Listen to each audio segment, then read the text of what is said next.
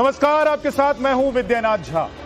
धर्म, संस्कृति और सनातन का इतिहास, अगर हम इसे ऐसे भी समझें और जानेंगे तो अच्छा होगा कि देश इतना लंबा चौड़ा और पुराने इतिहासों से भरा हुआ है। कण कण में जहां राम रहते हों, कण कण में जहां शंकर रहते हों, ऐसा देश है हमारा। लेकिन सभी धर्म के लोग इस देश में रहते हैं और सभी धर्म के लोग अपने अपने हिसाब से अपने धर्म को फॉलो भी करते हैं। लेकिन आज सवाल सिर्फ इतिहास का नहीं है, आज सवाल सिर्फ वर्तमान का भी नहीं है, आज सवाल भविष्य का भी। आस्था, कानून और सियासत के चौराहे पर आकर आज आस्था और भविष्य का सवाल खड़ा हो गया। यानी कि काशी का ज्ञानवापी परिसर हो, मथुरा की कृष्ण जन्मभूमि हो या फिर संभल का हालिया मस्जिद विवाद हो, इन तमाम मसलों को सुलझाने के लिए, देश में शांति और सौहार्द का रास्ता बनाने के लिए लोक अदालतें लगेंगी, जहां दोनों पक्ष को एक मेज पर एक साथ बैठने का प्रस्ताव दिया। अब देश के सामने सबसे बड़ा यक्ष प्रश्न है कि काशी, मथुरा और संभल पर सुप्रीम कोर्ट के प्रस्ताव का नतीजा क्या होगा। क्या कानून की चौखट से इतर कोर्ट के बाहर बातचीत और आपसी सहमति से इन धार्मिक मसलों को सुलझाने का कोई भी रास्ता तय हो पाएगा, निकल पाएगा, या फिर यह लड़ाई सिर्फ और सिर्फ कोर्ट के रूम में ही फैसलों पर जाकर थमे। आज देश के सबसे बड़े न्यूज नेटवर्क यानी कि टाइम्स ऑफ नवभारत के धर्म संसद में काशी, मथुरा और संभल के इस त्रिकोणीय विवाद पर दूध का दूध और पानी का पानी करने के लिए दोनों पक्षों से बड़े बड़े और प्रखर चेहरे हमारे साथ स्टूडियो। आप सभी का बहुत स्वागत है। हर विवाद पर, हर सवाल पर आज दोनों पक्ष अपनी बात रखेंगे। कोई लाग लपेट नहीं, सीधे और तीखे सवाल मैं पूछूंगा ताकि अभी तक जो आपके मन में चल रहा है उसका जवाब आपको मिल सके। लेकिन इस बीच सुप्रीम कोर्ट ने क्या कहा है, धर्म संसद शुरू होने से पहले आपको वो बता देता हूं कि काशी, मथुरा और संभल विवाद को सुलझाने के लिए सुप्रीम कोर्ट की तरफ से प्रस्ताव क्या रखा गया, यानी कि रास्ता क्या दिखाया गया है कोर्ट के बाहर का। सुप्रीम कोर्ट ने अदालत के बाहर समझौते का प्रस्ताव रखा है। 21, 22 और 23 अगस्त को विशेष लोक अदालत लगेगी, यह सुप्रीम कोर्ट ने कहा है। लोक अदालत में सुप्रीम कोर्ट के परिसर में ही लगाई जाएगी। काशी के ज्ञानवापी विवाद, श्री कृष्ण जन्मभूमि शाही ईदगाह मस्जिद विवाद और संभल शाही जामा मस्जिद विवाद को सुलझाने के लिए कोर्ट ने यह रास्ता तय किया है। बताया है कि आप बाहर इसको सुलझाना चाहते हैं तो सुलझा लीजिए, यह कोर्ट ने कहा है। लेकिन सुप्रीम कोर्ट के सुझाव पर अमल करते हुए वाराणसी में दोनों पक्षों को कोर्ट से बुलाया भी गया समझाने के लिए कि भाई आप लोग क्या चाहते हैं, आप लोग क्या करना चाहते हैं, बता दीजिए एक बार। क्योंकि सुप्रीम कोर्ट ने तो कहा है कि बाहर बैठकर अगर मामला सुलझ जाता है तो सुलझा लीजिए, अच्छा होगा। लेकिन अब देखिए कि दोनों पक्ष ने अपनी अपनी तरफ से क्या कहा, एक बार सुनवाता हूं, उसके बाद आगे बढ़े। कि मुस्लिम समाज अपना कब्जा छोड़ दे और हम मंदिर वापस कर। समझौता हम लोग का पूरा, हम लोग बिना शर्त का समझौता करेंगे। अगर उन लोग का मंजूर होगा तो लोग मान लेंगे, नहीं तो हम लोग अपना मंदिर किसी भी कीमत में उन लोग को नहीं देंगे। शर्त यही है कि हमारा ज्ञानवापी मंदिर था और उसका मुस्लिम समाज अपना अधिकार छोड़े ताकि हम दर्शन पूजन कर सके, भव्य मंदिर का निर्माण कर सके। बैठक में दोनों पक्ष ने ये कहा कि मध्यस्थता संभव नहीं है। यही सिर्फ इतनी बात के लिए मीटिंग थी कोर्ट ने कि क्या मध्यस्थता हो सकती है कि नहीं। दोनों पक्ष के वकीलों ने कह दिया कि मध्यस्थता संभव नहीं है। मुस्लिम पक्ष ने, हिंदू पक्ष ने कह दिया कि हमें किसी बात सुलझनी चाहिए, न्यायालय से जो होगा वो हम तय करेंगे। और हिंदू पक्ष न तो मंदिर की 1 इंच जमीन छोड़ने को तैयार है और न ही मुस्लिम पक्ष उसमें हिंदू पक्ष का कोई कहना मानने को तैयार है। तो जब बातचीत का कोई अवसर ही नहीं, बातचीत का औचित्य नहीं है, तो यहाँ मीडिएशन समझौता से कुछ नहीं होने वाला, जो होगा न्यायालय से तय होगा। सिविल नेचर के मुकदमों का निस्तारण सुलह समझौते से हो। इस संबंध में 21, 22, 23 अगस्त को समाधान समारोह सर्वोच्च न्यायालय के परिसर में होना है। उसी के संदर्भ में उस मेडिएशन के रूप में जिले में ये सूचना आई कि दोनों पक्षों को आमंत्रित करके और स्टेट को आमंत्रित करके अगर सुलह समझौते की कोई संभावना है तो उस पर विचार विमर्श किया जाए। और यहाँ पर संभावना नहीं निकली।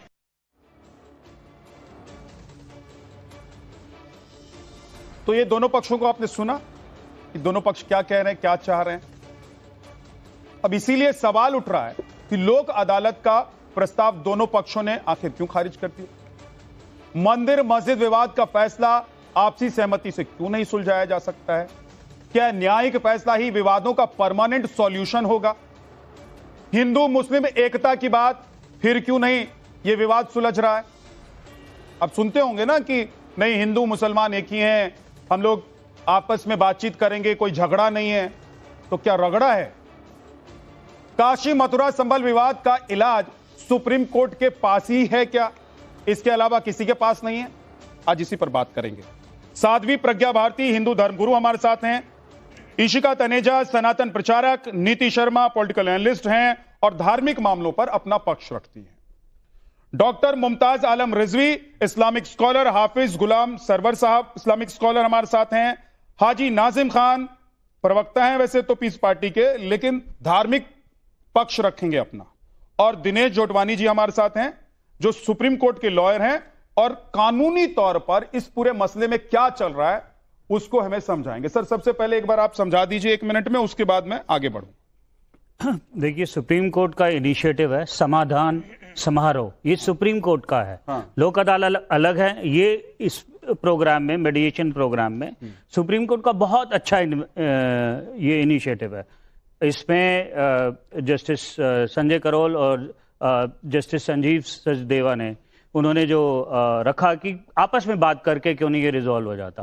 और इसमें सबसे बड़ी इंपॉर्टेंट बात आपको ये पता है, सुप्रीम कोर्ट में ओनली क्वेश्चन ऑफ लॉ जाते हैं, देखा जाए तो फैक्ट्स जो होते हैं वो निचली ट्रायल कोर्ट में होते हैं। तो इसलिए मैं कहूंगा कि ये बहुत अच्छा इनिशिएटिव है। सुप्रीम कोर्ट तो क्वेश्चन ऑफ लॉ देखेगा, पर यहां पे कितने सारे फैक्ट्स इन्वॉल्व हैं, दोनों पार्टीज की तरफ से बहुत सारे फैक्ट्स इन्वॉल्व हैं, जिससे ऑफ कोर्स लॉ भी इंपैक्ट होता है। लेकिन ये जो इनिशिएटिव सुप्रीम कोर्ट ने लिया है मेरे ख्याल से बहुत इंपॉर्टेंट है। दोनों पार्टीज को खुले माइंड से पार्टिसिपेट करना चाहिए। मेडिएशन फेल हो जाए। और बताइए वकील साहब, क्या जो फैक्ट्स पेश किए गए ट्रायल कोर्ट्स में, उसके बाद जो सवाल या जो बातें लेकर सुप्रीम कोर्ट में पहुंचे वकील, तो कोर्ट ये फील करता है कि भाई इस मामले में अब क्या सुनना और समझना है, इसमें क्यों आप लोग कोर्ट में आ रहे हैं, आप बाहर ही इसको सॉल्व कर लीजिए, ऐसा भी होता है? या ये सिर्फ एक मौका है, इसमें कोई साक्ष्य नहीं देखा जाता, इसमें जो सबूत हैं उसको नहीं परखा जाता, इसमें और कुछ नहीं सोचा जाता? देखिए, मैं बहुत सारी पर्सनली भी मैं बहुत सारी मेडिएशंस करता हूं। हाँ। तो आप ये मत कहीं सजेस्ट भी मत कीजिए कि सुप्रीम कोर्ट ने अपना पल्ला झाड़ने के लिए ये मेडिएशन प्रोसेस शुरू किया है। नहीं, ये एक मैंडेटरी प्रोसेस भी है, एक इनिशिएटिव भी है। आज मैं सद्भाव का प्रस्ताव है बिल्कुल, मैं आपको बता रहा हूं कि 60 से 70% डिस्प्यूट इंडिया में मेडिएशन के थ्रू, प्रोसेस के थ्रू हो रहे हैं। एक मेडिएशन एक्ट आया 2023 में, उसके तहत ये मेडिएशन जो है, ये समाधान जो है हर हाई कोर्ट में, हर डिस्ट्रिक्ट कोर्ट में, पहले इनको लोक अदालत कहते थे जो सिर्फ डिस्ट्रिक्ट कोर्ट में चलती थी, लेकिन अब जो समाधान का ये मैकेनिज्म है सुप्रीम कोर्ट में भी है, सारे हाई कोर्ट्स में भी हैं, डिस्ट्रिक्ट कोर्ट में भी ये है। ठीक है, ठीक है, बहुत ज्यादा रेजोल्यूशन हो रहा है। कुल मिलाकर बात यह है कि कोर्ट के पास ये एक ऑप्शन होता है उनके कि भाई ये फैसला सुप्रीम कोर्ट ने ऐसे लिया वैसे लिया, लेकिन कोर्ट तो सबूतों के आधार पर फैसला लेता है। तो ये सब चीजें ना रह जाएं, इसीलिए कोर्ट को लगा कि भाई ये 3 जो मसले चल रहे हैं देश भर में, ये बड़ा मुद्दा है, इसको बाहर बैठ के भाईचारे में सुलझा लो। तो भाईचारे में सुलझा लेते, क्या हो गया फिर, क्यों नहीं सुलझा पा रहे हैं? यही सवाल है, क्यों है। और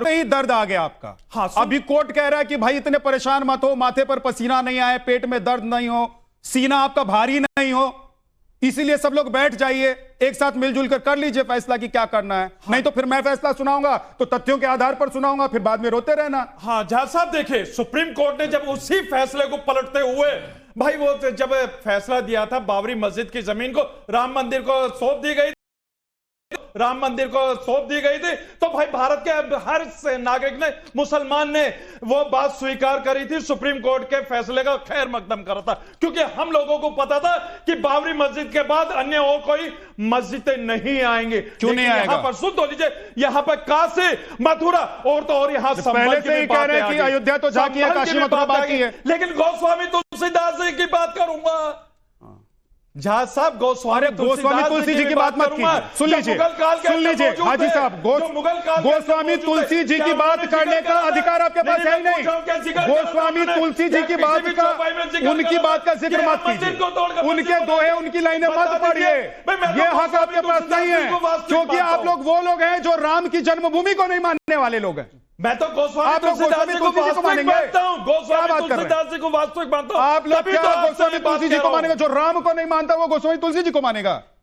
बताइए। अब आपको अपना सीना फाड़ के दिखा दूं कि हाँ सच्चाई क्या है। अरे हाजी नाजिम खान का सीना अगर फाड़ के देखेंगे तो भारत का नक्शा नजर आएगा। फिर तो आप हनुमान कहलाएंगे, सब रहेंगे भाई। फिर तो आप हनुमान कहलाएंगे, फिर मस्जिद के लिए क्या आपको मंदिर के लिए लड़ना पड़ेगा? ये मध्यस्थता यही सुप्रीम कोर्ट ने कही, तो सुप्रीम कोर्ट के फैसले का हम खैर मकदम कर रहे हैं, लेकिन यहाँ पर हिंदू भाइयों को आगे आना चाहिए। हाजी साहब, हिंदू भाइयों को आगे आना चाहिए। थोड़ा धैर्य रखिए, आराम से आराम से। ये बताइए कि आपके सीने में राम और हनुमान बसते हैं, मेरे दिल में भारत बसता, तो सीना फाड़ के क्या दिखा रहे थे? हाँ यही तो दिखा रहा था कि मेरे राम है ना, भारत है। आपके सीने में राम बसते हैं, आपके सीने में राम बसते हैं, लेकिन काशी मथुरा पर आप लोग एक साथ बात करने को तैयार नहीं है। हाँ सुन तो लीजिए झा साहब, अभी मैंने कहा कि देखिए हम बात करने के लिए तैयार है, हिंदू भाइयों को बड़ा दिल दिखाना चाहिए। अच्छा, अब हिंदू भाइयों को आगे आना चाहिए और कहना चाहिए कि हमें इन तीनों मस्जिदों से कोई हिंदू भाई नहीं, हिंदू मुस्लिम समाज देवियां खड़ी हैं आपके सामने। मुस्लिम समाज, रुक जाइए हाजी साहब, आपने जिक्र क्योंकि हिंदू का कर दिया है तो मुझे उधर जाना पड़ेगा। साध्वी जी, आप लोगों का दिल छोटा है, इसीलिए मामले का निपटारा कोर्ट के बाहर नहीं हो सकता है। देखिए विद्या जी, बात ऐसी है कि हम सभी जानते हैं कि ज्ञानवापी और काशी मथुरा ये सब कब से चल रहा है। पहले भी हमने इनको ये बात कही, भारत की जो परंपरा है वो संघर्ष की नहीं संवाद की रही है। उपनिषदों से लेकर आधुनिक भारत तक तो संवाद करने को तैयार नहीं है। सुनिए तो, let me just say it, let me complete it. क्योंकि जो हमारी परंपरा रही है आधुनिक भारत तक, उपनिषदों से लेकर हमने संवाद का रास्ता अपनाया है। और अगर आज की बात की जाए, इतिहास के घावों को अगर संवैधानिक मर्यादा, न्याय और आपसी सौहार्द से भरा जा सकता है तो क्यों नहीं भर सकते हैं? मीठी नहीं है, ये कितनी मीठी बातें कर रही हैं साध्वी जी। अभी जब कोर्ट ने कहा तो वहां पर आप लोग कह रहे हैं कि नहीं कोर्ट में ही फैसला होने दो। क्यों?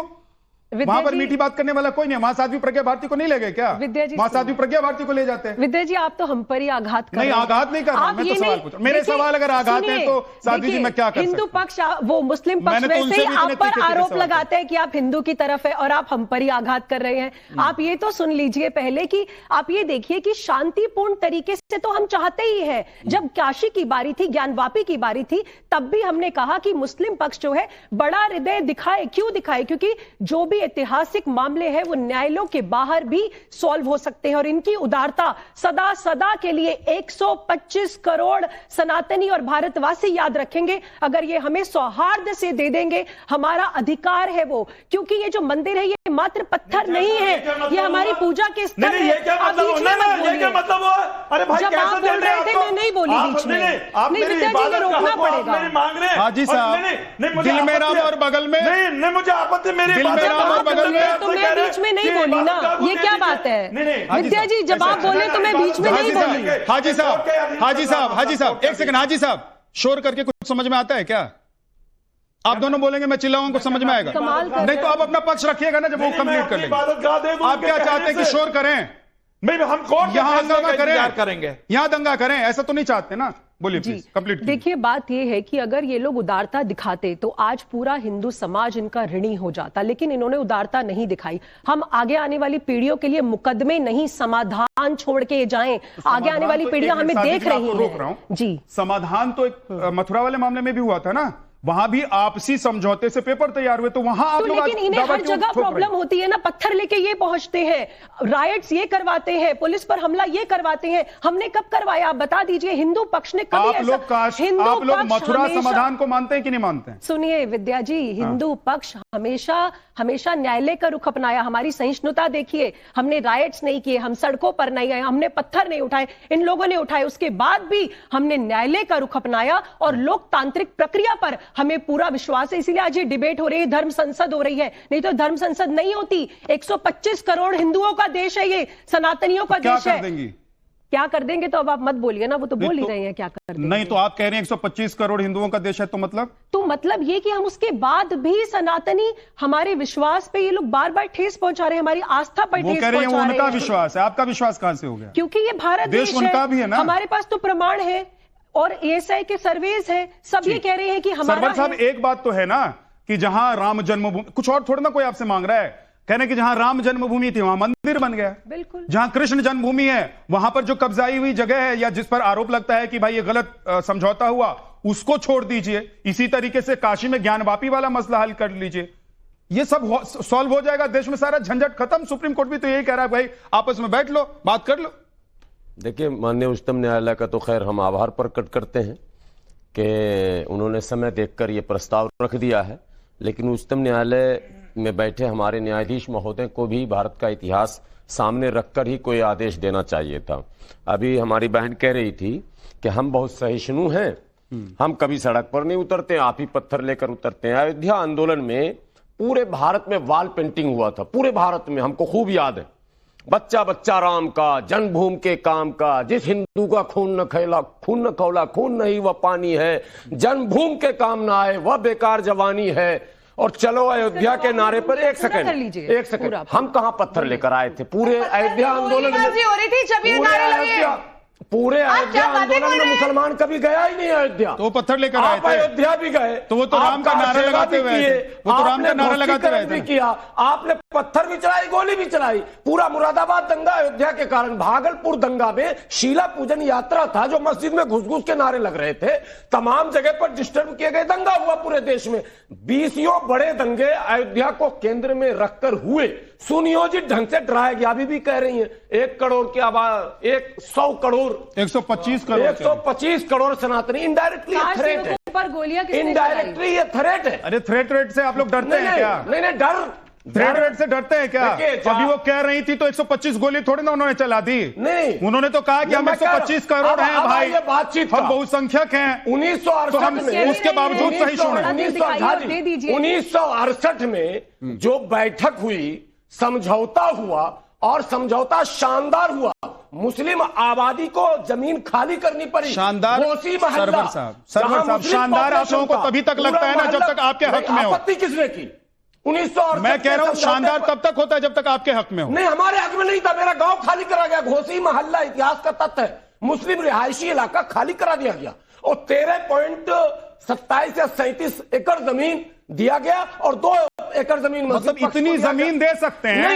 एक जमीन का टुकड़ा जो कह रहे हैं कि भाई हमारे परमेश्वर, हमारे ईश्वर की जन्मभूमि है, वो दे दीजिए। आप 1968 के समझौते को क्यों नहीं मान रहे हैं? फिर हम कैसे माने कि अब जो समझौता होगा वो आप मान लेंगे? ये एक पॉइंट सवाल है ना ईशिका जी। एक पॉइंट तो ये है कि भाई अगर आप मथुरा के समझौते को आज नहीं माना गया, वो मामला कोर्ट में चला गया है, तो अब अगर कोर्ट से बाहर बैठकर समझौता करेंगे तो फिर 10 साल बाद, 20 साल बाद, 50 साल बाद फिर से यही सब मामला हो जाएगा।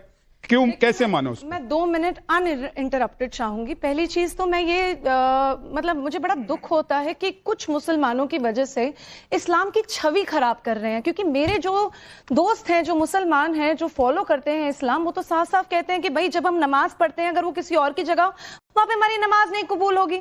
यहाँ पे साफ साफ चीख रही है दीवारें कि भाई वहां पे आपको त्रिशूल मिल रहे हैं, वहां पे आपको आप हमारे शिवलिंग पे वजू कर रहे हैं, थूक रहे हैं। आप कहते हैं कि आप भाईचारा करना चाहते हैं, पर आप हम भाई बनाते हैं। एक सेकंड, हम भाई बनाते हैं, आप हमारा चारा डालना चाह रहे हैं। कब हुआ? आप चाहते हैं कि आप बोलते हैं 5000 साल और मुकदमा करते अंग्रेज के जमाने में 1936 में। मैं आपको कौन सी जगह बता देती हूँ, लिंग पुराण में लिखा है, मत्स्य पुराण में लिखा है, काशी कांड में लिखा है। अरे भाई जो हमारे कृष्ण पुराना धर्म हमारे मुझे बोलने दीजिए, पूर्वजों के पास कोई ज्ञान नहीं था, नया ज्ञान आ गया आपको कि हर जगह मंदिर ढूंढने लगे मस्जिद में। एक सेकंड, नया ज्ञान नहीं आया, नया ज्ञान नहीं आया। 5,000 साल पहले आप जिस धर्म से आते हैं वो धर्म नहीं था। जब आप आए तो आप जब आए उसके बाद ही तो विवाद होगा ना। सरवर साहब जब आप आएंगे तो विवाद होगा। तो कलयुग में आप आ जाएंगे तो आप लोगों को लग जाता है कि आप कुछ भी हथिया लेंगे, आप हमारे घर हथियाएंगे। 500 साल सारे धर्मगुरु नहीं मान रहे थे इस बात को। एक बार उनको कंप्लीट करने दीजिए हमारी जगह हमारे को। भाई वर्ल्ड में पहला एग्जाम्पल होगा कि हमारे एक करके। हाँ, इतना क्या घबरा रहे हैं मेरे बोलने से? 2 मिनट दे दीजिए। वर्ल्ड में पहला एग्जाम्पल होगा कि भाई हमारे आराध्य खुद लड़ रहे हैं कि भाई उनको अपना जन्म स्थान दे दे। जीसस कभी आपने देखा लड़ते हुए? कभी आपने प्रॉफिट मोहम्मद को लड़ते हुए देखा? यहाँ पे कृष्ण जी खुद बोल रहे हैं भाई हमारी जगह दे दो, और ये हमारे भारत में रहना चाहते हैं, किसी और देश में नहीं जाना चाहते हैं, क्योंकि इनको पता है यहाँ पे भाईचारा है। तो भाई भाईचारा निभाए ना, हमेशा भाईचारा भाई हम बनाए, तुम चारा डालते रहो हमारा, ऐसा नहीं हो सकता है। और ये तो अब आपके पास बहुत अच्छा मौका है, आप मीडिएशन में आ जाइए, आप निभा लीजिए। और आप बात करते हैं हिस्ट्री की, भाई आप कलयुग से आए हुए लोग हैं, हम लोग त्रेता युग से, युग से। आप देखिए लिंग पुराण में हमारी बातें लिखी हुई है, काशी कांड में लिखी हुई है, मत्स्य पुराण में लिखी हुई है, हर जगह पे आप दिखा देंगे, जहाँ पे लिखा हुआ है पढ़ा था ना उस टाइम पे। अरे उस टाइम पे बाबर अकबर नहीं था। अच्छा, उस टाइम पे बाबर अकबर नहीं था ना 5,000 साल पहले। अरे बाबर अकबर हुमायूं नहीं था उस टाइम पे, नहीं 1800, और उनकी संतानें भी नहीं थी उस टाइम पर। 1800 और आज जो उनके लिए झंडा लेकर खड़े हैं वो भी नहीं थे उस टाइम पर। सरवर साहब रुके थे, सुन लीजिए, 1857 में मुगल माथे से पसीना आ जाएगा, जवाब देने लग जाऊंगा। जवाब बिल्कुल नहीं। सुन लीजिए सरवर साहब, मैं जवाब दे रहा हूं, मैं जवाब दे रहा हूं, फोर्सफुली मैं दे रहा हूं। क्या फोर्सफुली? फोर्सफुली बाबर अकबर हुमायूं आया, या फोर्सफुली यहाँ पर जो जन्मभूमि है जिन हमारे देवताओं का वो आए? ये गलत है। क्या गलत है? आपको आगे क्या गलत है? आपको ये कहना चाहिए कि जो समझौते 1968 में हुए हैं वो इन्होंने कहा अवैध करार दिया, इन्होंने कहा कि अवैध धोखाधड़ी है। हाँ, दिया ना सर, इसीलिए तो मामला धोखाधड़ी का मुकदमा 1968 वालों पे पहले कीजिए। तब होता है जब आप हमारी जगह हमारे को वापस दे दें। ये नहीं कि आप हथियार लें और उसके बाद हथियारने के बाद भी आपको और जगह चाहिए, फिर और जगह चाहिए। भाई वक्त ने इतनी जगह हथियार लिए हैं, आप लोगों को लगता है कि पूरा भारत की आप हथियार लेंगे? ऐसा नहीं होता है। नहीं, वो एक चीज ये है इशिका, 68 के उस एग्रीमेंट में 2 पार्टीज जो थे उसमें मुस्लिम और हिंदू थे, तो हिंदू जी थे वो, उनको आप हिंदू क्यों नहीं मान रहे? इस देश में 14 साल, अभी से 2014 से पहले जो होता था ना वो 2014 के बाद नहीं हो रहा है। मतलब सत्ता के बल पर हो रहा है? सत्ता के बल पर नहीं हो रहा है, जनजागृति के बल पे हो रहा है। 2014 अभी तक आप लोग कहते थे कि हम दामाद हैं, दामाद। अब लोग कह रहे हैं दामाद नहीं है आप देश के, और कोई इस देश का दामाद नहीं है, ना हिंदू ना मुसलमान, सब इस देश के आम नागरिक हैं, लोग हैं, रहने वाले। जितना अधिकार था प्रज्ञा भारती का है उतना सरवर जी का भी है। इसीलिए आप लोग ये नहीं कह सकते कि ये हमको दे दो क्योंकि हम बाद में आए, हमारे हैं। जो 5,000 साल पहले था वो आपका हुआ, या जो 5,000 साल के बाद आया वो आपका नहीं सुना था। अब आपने संभल जोड़ा, फिर आपको जोड़ रहे हैं। क्या संभल जोड़ रही हैं? जोड़ रहे हैं, संभल जोड़ रही हैं। संभल का वर्णन हमारे शास्त्रों में आता है, कहीं नहीं है। सरवर जी एक सेकंड, आप बीच में मत बोलिए ना, ऐसे तो डिबेट नहीं हो पाएगी। This has become a fish market. Listen, सबसे बड़ी बात है शास्त्र आप पढ़ा गया है, यही तो मैं सवाल उठा। सरवर जी आप ही बोल लीजिए, आप बोलिए ना प्लीज, टेक योर टाइम। तो जो आप सुनिए हमारी बात, साधु संत थे सरवर जी, हिंदू धर्म के इतने बड़े बड़े, आदि शंकराचार्य ने मुद्दा नहीं उठाया। सरवर जी आपको मुद्दा लग गया कि संभल में भी है जिक्र। आदि शंकराचार्य जब थे तब आप थे? नहीं, आप थे। मैं नहीं, आपका धर्म था, मेरा धर्म था। नहीं है ना, ग्रंथ आप पर्सनल हो रहे हैं तो मैं पूछ रहा हूँ, आपका धर्म था? अरे धर्म था, पुराण था, धार्मिक ग्रंथ थे। देखिए सुनिए इसका समाधान। गुरु शंकराचार्य के टाइम पर, एक सेकंड साध्वी जी जरा थोड़ा सा ज्ञान, सरवर साहब जो कह रहे हैं लोग कंफ्यूज नहीं हो, एक बार इसको भी थोड़ा सा क्लियर कर दीजिए कि आदि गुरु शंकराचार्य के वक्त में कौन कौन सा धर्म था, कौन कौन सा धर्म नहीं था, यह विवाद क्यों शुरू हुआ? 5,000 साल पुराना अगर इतिहास किसी धर्म का है, उनके ईश्वरों का है, तो झगड़ा 5,000 साल पहले कैसे हो सकता है? बाद में होगा ना भाई, जब दूसरा कोई आएगा। हमारे घर में आकर कोई हस्तक्षेप करेगा तो झगड़ा होगा ना।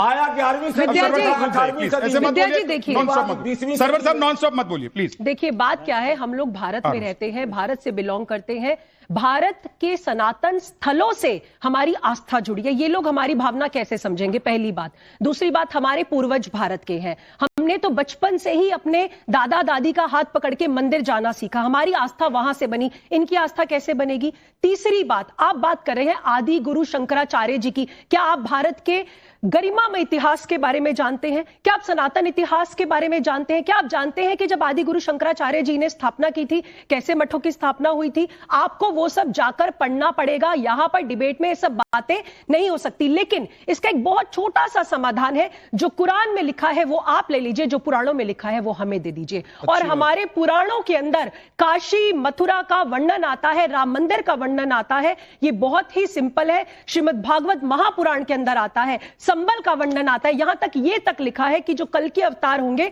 वो संबल में आएंगे, आने से पहले तक उनका वर्णन आता है। तो इसके लिए तो आपको भी स्टडी करना पड़ेगा। आप डिबेट में आए हैं, बिना अपना होमवर्क करके आए हैं, अपना होमवर्क करके आइए। हर किसी को सर्वर साहब, क्या आप हर किसी को टोकेंगे?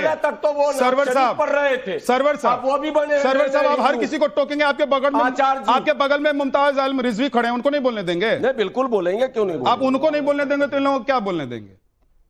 रिजवी साहब एक लाइन की बात कह दी साध्वी जी ने, जो कुरान में है वो आप रख लीजिए, जो इधर है वो इनको दे दीजिए, वो हमें दे दीजिए। हाँ तो ठीक तो है, रब्बुल आलमीन है, पूरे अल्लाह जो है वो पूरी दुनिया, पूरी कायनात पूरी दुनिया ले लीजिए आप। अच्छा तो पूरी दुनिया आपने बनाई है, हम तल्ली बजा रहे थे यहाँ पर, क्या लेगा, है ना? हमने तो कुछ किया ही नहीं है, कैसी बातें करते हैं आप? आपने तो हमारे भगवान राम, भगवान श्री कृष्ण, महादेव सब पे, नहीं ये तो गलत है, ये गलत है। आपने सब पर एक साथ प्रश्न चिन्ह लगा दिया। आपने तो यही बोल दिया कि अल्लाह ने दुनिया बनाई है, तो राम हुए नहीं, कृष्ण हुए नहीं, महादेव हुए नहीं, कोई भी नहीं हुआ, झगड़ा ही नहीं है। और वो जो समुद्र मंथन नहीं हुआ, आपने तो सब पर ही प्रश्न चिन्ह लगा दिया। ये झगड़ा नहीं है, ज्ञान अब क्यों चुप हो जाइए, शब्दों का चयन कीजिए ढंग से। नहीं, आप अपने शब्दों का चयन कीजिए, यहाँ खड़े होकर हमारी आस्था पर ठेस नहीं पहुंचाइए। आप यहाँ खड़े होकर हमारी आस्था पर, मैं भी श्लोक पढ़ दूं, क्या रह जाएगी? सुन लीजिए, ये सब बातें मत करिए। सुनिए विद्यानाथ झा जी, शब्दों का चयन धर्म की आड़ में करते हैं सियासत कुछ लोग, धर्म की आड़ में करते हैं सियासत कुछ लोग, गैर के धर्म में खोजे हैं विरासत कुछ लोग, गैर के धर्म में खोजे हैं विरासत कुछ लोग, हल तो हो सकता है मसला हो पुराना कैसा, हल तो हो सकता है मसला हो पुराना कैसा, अपनी सत्ता के लिए करते शरारत कुछ लोग। 2027 का चुनाव आ रहा है, इसमें किस बात पर ताली बजानी थी समझ में नहीं? सुन लीजिए, मैं आप बता रहा हूं, अभी कहां समझ में, ये सब कहां आपको समझ में आएगा? अच्छी बातें नहीं, जब मसला हल हो सकता है, बात करेंगे मसला हल हो सकता है, कुछ पढ़ दिया, लेकिन शरारत कुछ लोग करते हैं, आपको कहां समझ में आएगा? क्योंकि जो शरारती लोग हैं उनमें आपकी आस्था है, समझा रहा हूं आपको, जो शरारती उनमें आस्था है, उनसे आपकी दुकान चलती है।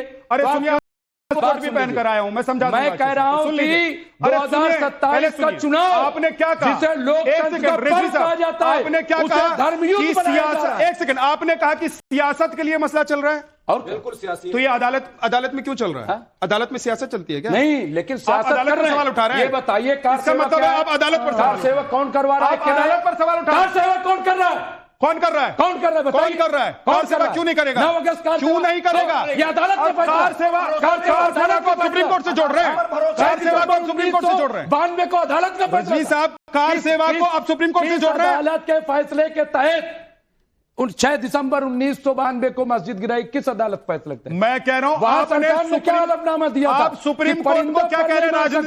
राजनीतिक स्थान है वो। कौन सुप्रीम कोर्ट को मानता है?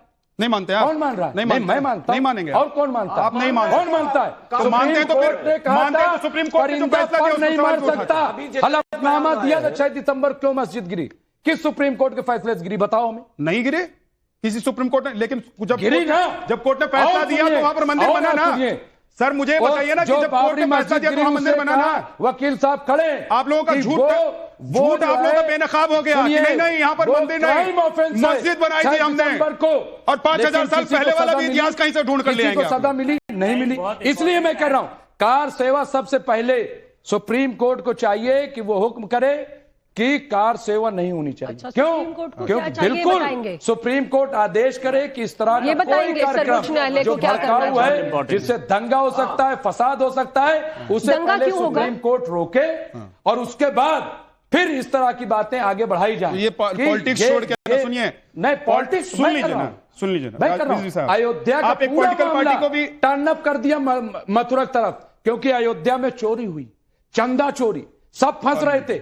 अब अयोध्या को छोड़ करके बड़ी यहाँ तो खूबसूरती चंदा से चोरी हुई, आप लोगों ने तो मंदिर चुरा लिया भाई। खूबसूरती से आरोप यह है कि आप लोगों ने मंदिर चुरा लिया, आप लोगों ने जन्मभूमि चुरा ली, आरोप लगता है। पहले वहां आप उस पर कुछ बोलिए ना, चंदा चोरी पर बोल रहे हैं, मंदिर और जन्मभूमि चुरा लिया उस पर कुछ बोलेंगे। लेकिन जब वो नहीं चला तो मथुरा ले आए, जब मथुरा नहीं चलेगा काशी ले जाएंगे, काशी नहीं तो संबल, सब गोल विवाद गोल खत्म जलेबी कर आप बनाओ, सब विवाद खत्म कर देते धर्म संसद। लेकिन असल मुद्दे पर चुनाव भारत के धर्म संसद में एक प्रस्ताव में रख देता हूँ, सुनिए, एक प्रस्ताव सुप्रीम कोर्ट का चुनाव होगा, किसानों के मसले पर चुनाव होगा, पेपर लीक पे चुनाव होगा। ये है आपका पॉलिटिकल, ये है पॉलिटिकल, ये पॉलिटिकल है, ये धर्म क्योंकि आप एक पॉलिटिकल पार्टी से बिलोंग करते हैं। सुनिए, एक आइडियोलॉजी को बिलोंग करते हैं आप, सुन लीजिए।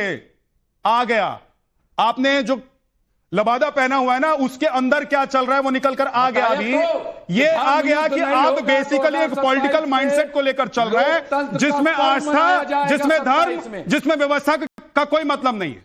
क्या व्यवस्था का? जब अदालत नहीं मानेंगे आप तो व्यवस्था मान रहे हैं।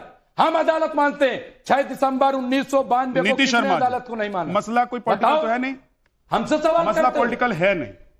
तो मैं ये कह रहा हूं मसला पॉलिटिकल नहीं है, आस्था का है और मान्यता का है।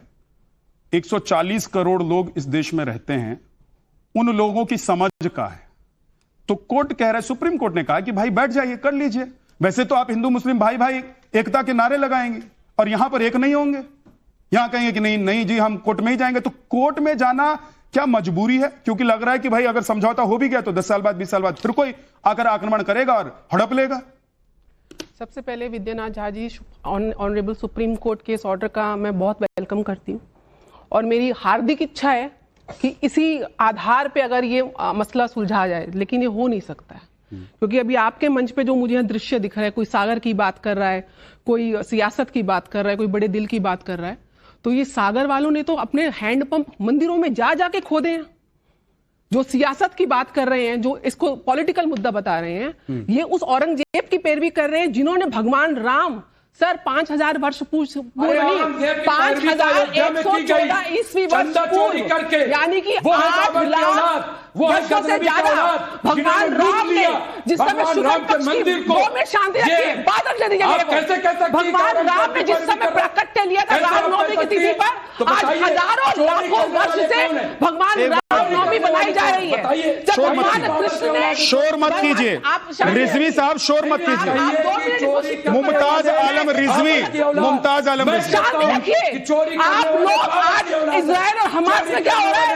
आप लोग औरंगजेब की पैरवी कर रहे हैं, आप बाबरी की पैरवी कर रहे हैं, आप हमारे सहिष्णुता की पैरवी कर रहे हैं। हमें अपने राम को जाके एविडेंस देने पड़ रहे हैं, कृष्ण को जाके एविडेंस देने पड़ रहे हैं, काशी में, और आप मुझको बता रहे हैं ये केंद्र हिंदू सनातन की आत्मा है। रिजवी साहब, मैं भी पूरी जिम्मेदारी से बात कर रहा हूँ, बिल्कुल मत बोलिए, बीच में बोलेंगे कुछ नहीं। रिजवी साहब, चंदा चोरी करने वाले बीच में एक शब्द नहीं बोली। रिजवी साहब, सुनने के ऐसे बात होगी क्या? बाबर की औलाद नहीं, ऐसे बात होगी क्या? कह दीजिए ना, इसमें क्या दिक्कत? मैं कह रहा हूँ ऐसी बात होगी? भगवान राम, नहीं, वो बाबर और औरंगजेब की औलाद नहीं है। क्यों नहीं है? नहीं है। क्यों नहीं है? नहीं है। चंदा चोरी करने वाले, चंदा चोरी का यहाँ चोरी करने वाला हर कोई बाबर और औरंगजेब का औलाद होता है क्या? होते होंगे, मुझे नहीं पता। एक सेकंड सुन लीजिए, वो राष्ट्रद्रोही हो सकते हैं, वो देशद्रोही हो सकते हैं, वो भावना के साथ खेलने वाले हो सकते हैं, उनको आप कुछ भी कह लीजिए, बाबर और औरंगजेब के नहीं हो सकते। बाबर और औरंगजेब के लिए नहीं लड़ रहे हैं भाई। उन्होंने कभी नहीं कहा कि बाबर और औरंगजेब जो यहाँ पर मस्जिद बनाकर गए उसको फिर से खड़ा कर दिया। मेरी बात नहीं कही है, ये जो कहते हैं वो औरंगजेब की औलाद है। मैंने किसी के बीच में नहीं बोला, एक अंदाजा हो जाए। अच्छा रिजवी साहब, अब एक मिनट, मैं किसी के बीच में नहीं बोला, मेरी बात जाने दीजिए वहां पे। हाँ प्लीज बोलिए। आप अकेले यहाँ पे नहीं आए हैं और बिल्कुल शांति से मैंने आप सबको सुना, मैंने शांति से सुना, शांति से सुना। पहले बात कह लीजिए, आप मुझे बात रखने दीजिए। 5114 ईसा पूर्वी पुनर्वसु नक्षत्र शुक्ल पक्ष की नवमी तिथि को जब भगवान राम का प्राकट्य हुआ था, उससे लेके आज तक हिंदू घर में, सनातनी घर में रामनवमी बनाई जा रही है। चाहे मुगल आए गए, अंग्रेज आए गए। 3228 ईस्वी पूर्व जब अष्टमी तिथि को भगवान कृष्ण का प्राकट्य मथुरा की उस कारावास में हुआ था, आज तक कृष्ण जन्माष्टमी आ रही है। मुगल आए गए, अंग्रेज आए गए। आप हमारी आस्था के केंद्र को, भगवान राम जन्मभूमि, मथुरा कृष्ण जन्मभूमि, काशी विश्वनाथ मेरे सनातन की आत्मा की धरोहर है। आप वहां पे सागर की बात करते हैं, जाके मुगलों ने वहां पे हमारी आस्था के केंद्र को चोरी नहीं किया, खंडित किया, मेरी मूर्तियों को सीढ़ियों में चुनवा दिया। आज अगर हम आज अपने आस्था के मतलब आप नहीं सुनेंगे, 1000 से ज्यादा मंदिर ध्वस्त करें मुगलों ने। सब सुन लीजिए, आज 3.5 लाख मस्जिद है अपने नाम के सामने।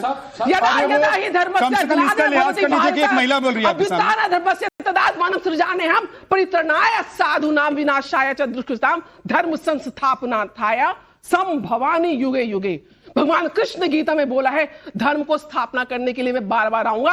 और अगर आज वो त्रेता युग में आए, वो द्वापर के अंत में आए, तो आज कलयुग के शरण में भी भगवान कृष्ण इस कॉन्शियसनेस के साथ, ये मेरी माताएं बहनें जो हिंदू सनातनियों के अंदर जो आत्मा है वो कृष्ण धड़क रहे हैं, वो अपनी जन्मभूमि के लिए लड़ेंगे और करेंगे। आज हम कॉन्स्टिट्यूशन तरीके से सुप्रीम कोर्ट का स्वागत कर रहे हैं, आप लोग हमें बता रहे हैं। और श्री कृष्ण जन्माष्टमी मनाई जाती है।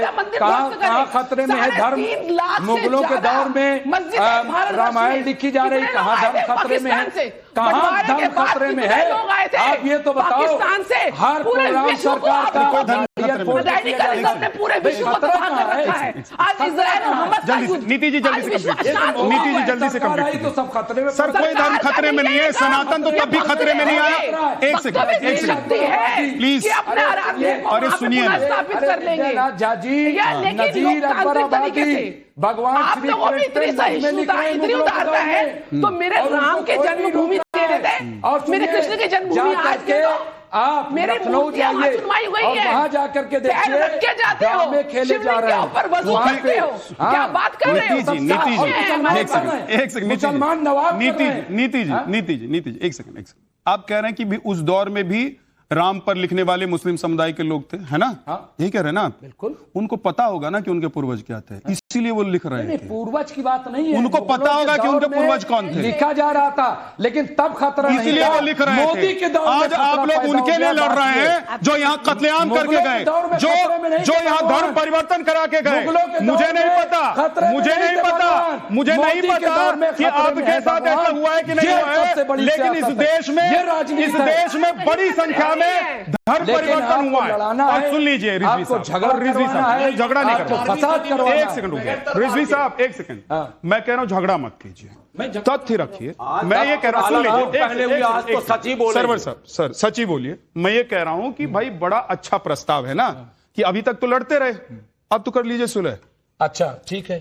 हाँ 40,000 की लिस्ट लिए लोग घूम रहे हैं।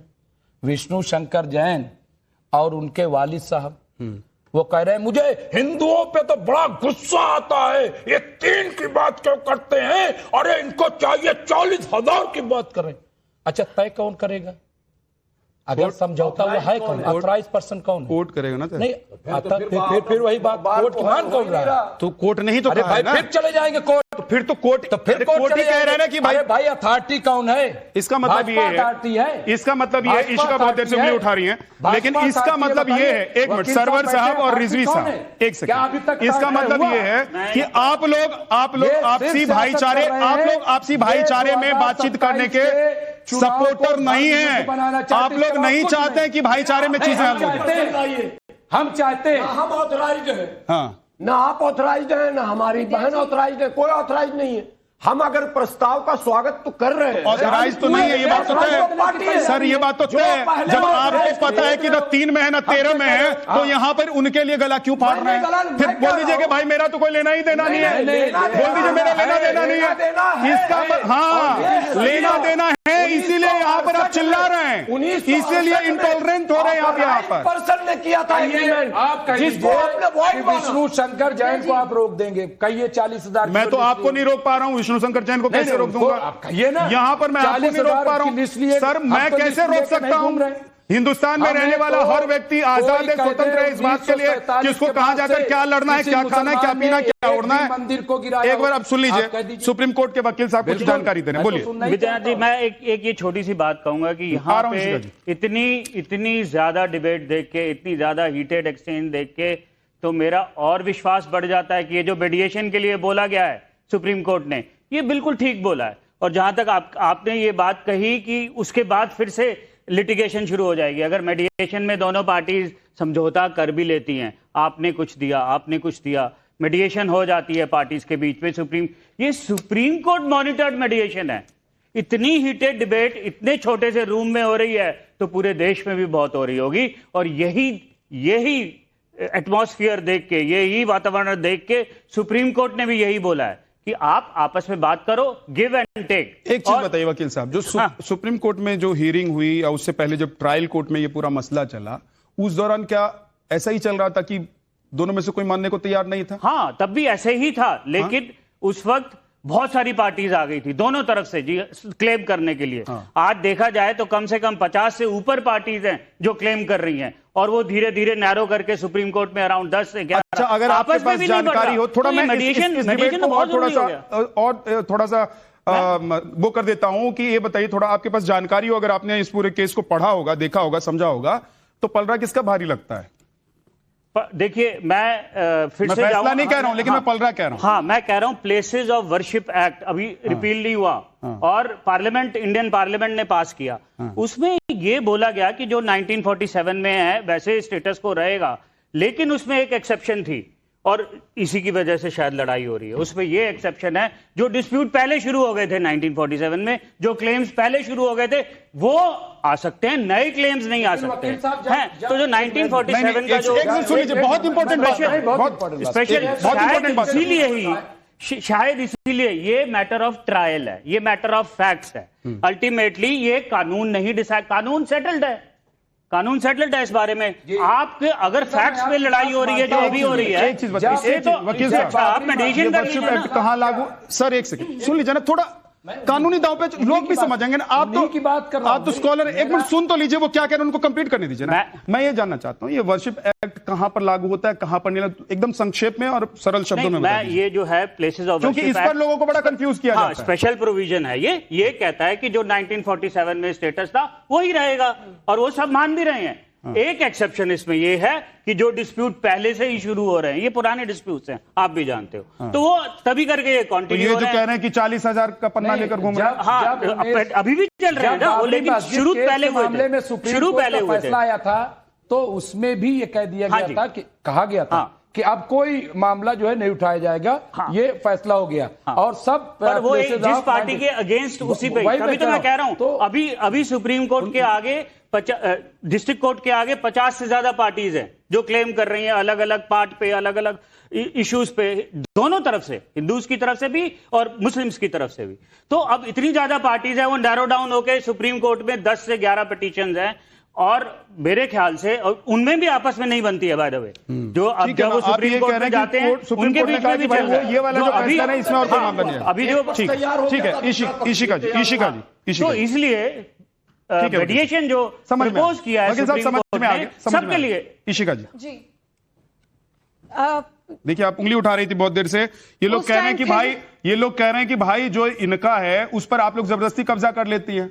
आप लोग वो कह रहे हैं कि 40,000 का पन्ना लेकर घूम रहे हैं कि भाई ये तो पहले हो जाए, 4 हो जाए, उसके बाद 40,000 और होंगे। ये कह रहे थे पूरा विश्व इनका है, तो ठीक है, विश्व में जहां जहां भी आपको मस्जिदें बनानी है आप बना लीजिए, अब बोलने दीजिए ना। अभी मैं बोलना शुरू करती हूँ, रिजवी जी की बुरी हालत हो जाती है क्योंकि इनका पूरा पॉलिटिकल मुद्दा सामने आ जाएगा। ईश्वर और अल्लाह एक ही मानते हैं आप? एक सेकंड, ईश्वर और अल्लाह को एक ही मानते हैं? ईश्वर अल्लाह को एक मानते हैं, तो कल से मस्जिद में नमाज पढ़ना ना छोड़कर किसी मंदिर में जाकर प्रार्थना कीजिए ना। जब एक ही है तो क्या हो गया? ये कौन सी आप ही तो कह रहे हैं कि एक ही है, मैं थोड़ी ना कह रहा हूं कि एक ही है। जब एक ही है सर, मुझे नहीं, वहां नमाज नहीं पढ़िए, वहां जाकर भगवान की पूजा कर लीजिए। जब सब एक ही हैं तो फिर लड़ क्यों रहे भाई? हमारा तरीका जो है उस पर हम अमल करेंगे। आप कहने के लिए कहेंगे सर, सबको सम्मति दे भगवान। सुन लीजिए, आपको सम्मति दे मुमताज आलम रिजवी, डॉक्टर साहब, नाम बदल आप कह रहे डॉक्टर है ना, लेकिन हम स्कॉलर हैं, पढ़े लिखे हैं, अच्छा तभी तो ट्विस्ट करना जानते हैं, तभी तो मैं आप अल्लाह और ईश्वर एक बताएंगे, बिल्कुल, और फिर अपनी मस्जिद के लिए, अपनी जमीन के लिए लड़ेंगे, विद्यानाथ झा जी जन्मभूमि नहीं है। हाँ नहीं, कोई नहीं लड़ा, हमने कहा लड़ा। 1947 के बाद अगर एक भी मंदिर पे किसी मुसलमान ने हमला किया हो, तोड़ा हो, आज के बाद डिबेट नहीं करूंगा, हमें बताइए। अरे रोज हरी हरी चादरें बिछा देते हैं, उसके बाद आप आ जाते हैं, क्या बात करते हैं? किस पे चादरें बिछा दी? मेरे घर के सामने 3 चादरें और बिछ गई, उसके बाद हर पेड़ के नीचे एक चादर बिछा दी है। किनारे भी मंदिर बनाए जा रहे हैं, मस्जिदों के आगे मंदिर बनाए जा रहे हैं, मुझे बोलने दीजिए, गेरुआ जो है लपेटा जा रहा है। रिजवी जी को लगता है वही बोल सकते हैं। मस्जिद तो ऐसे नहीं बन रही है। सुनिए ना, एक बात यह भी है कि देश में इस वक्त कुछ राज्यों में या प्रदेशों में जो सरकारें हैं ना, वो चाहे हरा चादर कोई बिछाए, चाहे लाल चादर बिछाए, जहां पर कब्जा अवैध है वहां सब बुलडोजर चला देते हैं। टेंशन मत लीजिए, जो कब्जा करेगा उसका जाएगा, अवैध कुछ नहीं रहने वाला है। इशिका जी आप कंप्लीट कीजिए, उसके बाद रुक जाइए। देखिए, ये उस टाइम पे कह रहे थे कि जो भी क्या आस्था की जगह पे लूट करेंगे तो वो देशद्रोही हैं, तो फिर इनके हिसाब से तो सारे वक्फ बोर्ड वो देशद्रोही हो गए, क्योंकि कर्नाटक वक्फ बोर्ड ने पूरा का पूरा 27,000 का पूरा घपला करा, दिल्ली वक्फ बोर्ड में करा, उसके बाद गुजरात वक्फ बोर्ड प्रॉपर्टीज का पूरा घपला सामने आ गया, यूनिवर्सिटी का आ चुका है, उत्तराखंड वक्फ बोर्ड का आ चुका है, आगरा शाही जामा मस्जिद वक्फ बोर्ड का आ चुका है, सरकार की है, मुमताज आलम रिजवी की नहीं है। भेजो सबको जेल भेजवाइए, भिजवाए मैं आपके साथ हूँ, इनको लगता है मैं आपके साथ हूँ। ये बोलते जितने हैं घोटालेबाज हैं, एएसआई पे भरोसा नहीं, इनको सुप्रीम कोर्ट पे भरोसा नहीं, इनको हिंदू भाई बहनों पे भरोसा नहीं, इनको वहाँ पे जो आंखों से देख सकता है, जनता भी देख पाता है कि वहाँ पे पूरी की पूरी दीवारें बनी हुई है, इनको उन पे भरोसा नहीं। ये कैसे कह सकते हैं कि सरवर साहब कितने चालाक हैं, रिजवी साहब आप कितने चालाक हैं। राम मंदिर वाले को भी यही चोरों को भी यही लोग जेल भिजवाएं, अरे सरकार वक्त वालों को भी यही भिजवाएं। आप लोग भी कुछ करेंगे देश में, हम कैसे करेंगे? सरकार मतलब राम मंदिर में अगर चोरी हुई तो साध्वी प्रज्ञा भारती आप लोग ही जेल है ना, मतलब यही लोग जेल में, और वक्त में चोरी हो गई तो भी यही लोग जेल में जाए। तो इन लोगों का काम क्या है? आप लोगों का कोई काम नहीं है, आप लोगों के अस्तित्व का कोई मतलब है कि नहीं है? सरकार जेल लड़े हैं, गए हैं कभी कोर्ट? अरे कि भाई वक्त में चोरी हो गई, कोर्ट में चोरी हुई, कोर्ट में गए कि चोरी हुई है? आप ये बताइए। हाँ, बोलते रहिए, बोलने में कुछ ज्यादा करना है, जुबानी खर्च कर लीजिए जितना करना है, लेकिन अदालत नहीं जाएंगे। इधर कृष्ण जन्मभूमि के खिलाफ अदालत चले जाएंगे, मुसलमानों की जमीन के लिए अदालत नहीं जाएंगे। क्यों नहीं जाएंगे? तो जाइए, अदालत में ही तो है, गए हैं, सारे मुकदमे मुसलमानों ने ही किए, मुसलमानों ने ही किए, लेकिन हम ठेकेदारों का कुछ नहीं करेंगे। सरकार भाई जिसकी गई है उसने किए हैं, आप लोगों ने नहीं किए। मुसलमानों की ठेकेदारी रखने वाले ने नहीं किए। चेयरमैन सरकार बनाती है, मेंबर सरकार बनाती है, और सरकारी लुटवाती है। चलिए ठीक है, डिरेल हो जाएंगे, मुद्दे पर रहिए। चलिए डिरेल हो जाएंगे, मुद्दे पर रहिए। चोर जो होगा उसको देश में कानून व्यवस्था है, अदालत ने फैसला सुनाकर अंदर भेज देगी, बुलडोजर चलाया जाए। लेकिन कम से कम इन चोरों के लिए क्यों लड़ रहे हैं? औरंगजेब आपके कौन थे? किया जाएगा, बुलडोजर भी चला जाएगा, एनकाउंटर भी करा जाएगा। हम आपके साथ हैं, इशिका जी आपके साथ हैं, चलवाइए बुलडोजर। संभल जामा मस्जिद पे फ्रॉड का केस चल रहा है, आगरा शाही जामा मस्जिद पे फ्रॉड का केस चल रहा है, देवबंद मॉस्क पे फ्रॉड का केस चल रहा है, छत्तीसगढ़ वक्फ लैंड पे पूरा इंक्रोचमेंट एक्ट चल रहा है, आजमगढ़ मदरसे पे चल रहा है, मेरठ स्कॉलरशिप मदरसे पे चल रहा है, मिर्जापुर मदरसे में चल रहा है। मैं लिस्ट गिनवाती रहूंगी, आप आइए, चलवाते हैं सब पे बुलडोजर, करवाते हैं जितने ट्रस्ट हैं सबसे पहले सूची वक्फ बोर्ड वाले लोग आएंगे सामने, उन पे होगा एनकाउंटर, शिया वक्फ बोर्ड वाले आएंगे, उन पे होगा एनकाउंटर। भाई एक चीज बताइए रिजवी साहब, एक सवाल है मेरा, रिजवी साहब से पूछ लेता हूँ। रिजवी साहब ये बताइए कि हर जगह बुलडोजर चला देते हैं, और जो रामकृष्ण और ज्ञानवापी की जमीनों पर कब्जा किया हुआ वहां क्या करें? किसने कब्जा किया? कहां साबित हुआ? साबित हो गया तो इंतजार कर लीजिए ना। तो इंतजार क्यों कह रहे हैं कि बुलडोजर चलवा दीजिए, चलवा दीजिए? उनको क्यों कह रहे हैं कि बुलडोजर चलवा दीजिए? जहां आपकी सहूलियत बुलडोजर चलवा दीजिए, और जहां आपको सहूलियत नहीं हो आप कहेंगे कोर्ट में मसला चल रहा है। आप कह रहे हैं कोर्ट में मसला चल रहा है। गजनबी की औलादों की बात कर रहे हैं जिन्होंने लूटा आज के दौर में। हमने कौन लूटा तो नहीं देखा, किसने लूटा? लेकिन हमने आज के चंपत राय को देखा है जिसने लूटने का काम किया। इन्होंने साध्वी जी बाबर को नहीं देखा, इन्होंने औरंगजेब को नहीं देखा, लेकिन उन्होंने जो मस्जिदें बनाई, मंदिरों को तोड़कर जो आरोप लगता है, जो मामले अदालत में चलते हैं, उसके लिए खड़े होकर लड़ते हैं और कहते हैं कि औरंगजेब की औलादे सुप्रीम वो है कोर्ट जो का चोरी फैसला करते हैं। आया, सारे मुसलमानों ने माना। साध्वी प्रज्ञा कोई भारती, मैं एतराज एक नहीं सवाल है। जोड़ देता हूं इसके साथ, जो वो कह रहे हैं उसका तो जवाब दीजिए ही। एक सवाल जोड़ देता हूं साध्वी जी, कि भाई टस से मस तो आप लोग भी नहीं हो रही है ना, 125 करोड़ हैं, तो थोड़ा बड़ा दिल दिखाकर कहते कि भाई ठीक, ये क्यों नहीं संभव है? विद्या जी, मेरी एक रिक्वेस्ट है, I guess the time is about to up. कोई बोले नहीं, सिर्फ 60 सेकेंड्स मुझे अनइंटरप्टेड चाहिए। देखिए, सबसे पहली बात यह है कि भगवान श्री कृष्ण गीता में कहते हैं, उद्रे दात मनात्मानम नात्मानम वसादयत आत्मैव हयात्मनो बंधुरात्मैव रिपुरात्मनः। एक व्यक्ति अपनी आत्मा का मित्र भी स्वयं है और शत्रु भी स्वयं है। भगवान हमें अनेक मौके देता है। आज यहाँ पर ये जो डिबेट हो रही है, इन्होंने सर्वोच्च न्यायालय पर प्रश्न खड़े किए क्योंकि इनके फेवर में नहीं हुआ। नहीं, बीच में नहीं बोलिए please, this is called hypocrisy. अगर सर्वोच्च न्यायालय इनके फेवर में बोले तो ये आप ये क्यों बोल रहे हैं बीच में? ऐसे नहीं डिबेट हो गया, बीच में नहीं। प्लीज इनका फेडर डाउन कर दीजिए, इनका फेडर डाउन कर दीजिए, कोई कार सेवा नहीं कर रहा है, इनका फेडर डाउन कर दीजिए विद्या जी। कार सेवा सुप्रीम कोर्ट पे आप लोग सवाल उठा रहे हैं। विद्या जी, ईशिका मुसलमान कार सेवा कर रहा है, ये लोग कार सेवा कर रहे हैं और कह रहे हैं हम संविधान नहीं मानते। कार सेवा करके बाबरी मस्जिद आपने गिराई, कानून हम नहीं मान रहे। कार सेवा करके आप मथुरा जा रहे हो, कानून हम नहीं मान रहे। उल्टा रिजवी जी, आपका नाम साध्वी प्रज्ञा भारती है क्या? नहीं हुआ, समझ नहीं आती है। अभी फिर होगा। 30 सेकंड और देता हूं, रुक जाइए, 30 सेकंड और लीजिए, बोलिए। 30 सेकंड का कोई ज्ञान सुनने के लिए थोड़ी आए। हाँ, तो ज्ञान मत दीजिए, फिर उनको बोलने दीजिए, वो बोल देंगी तो उसका जवाब दीजिएगा। बोलिए साध्वी जी, 1 मिनट आपको। देखिए, इन्होंने सर्वोच्च न्यायालय पे प्रश्न खड़े किए, हिपोक्रेसी है, ठीक है, सिलेक्टिव। उंगली उठा लीजिए ना, उंगली उठाइए। हमने प्रश्न नहीं खड़े किए, उंगली उठाइए।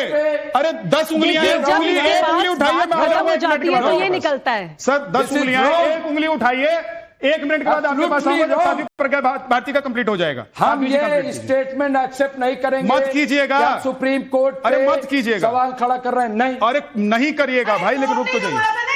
सर्वे करने के लिए अरे कोर्ट ने तो कहा था कि बाबरी मस्जिद के बाद हम करेंगे, तो उसके बाद जब सर्वे में साफ निकल के आ रहा है भाई, मंदिर हमारा है तो हमारी चीजें जेल भेजा गया कोई? हमारा दर्द क्यों नहीं भेजा गया? फिर वही काम करने के लिए जा रहे हो? अरे क्यों नहीं करेंगे? अरे आने दो फैसला, वो तुम्हारी आने दो फैसला। वहाँ पे तुम अपनी नमाज तक नहीं पढ़ सकते, क्यों चाहिए तुम्हें हमारे मंदिर? अरे क्यों नहीं पढ़ सकते? What is this? क्यों नहीं पढ़ सकते? कभी सड़कों पे पढ़ने लग जाओगे, कभी कहीं पे भी कोई सड़क पे नहीं पढ़ता, जगह पे चाहिए ना, कोई सड़क पे नहीं पढ़ता। 2039 एकड़ लैंड हथिया लिया है।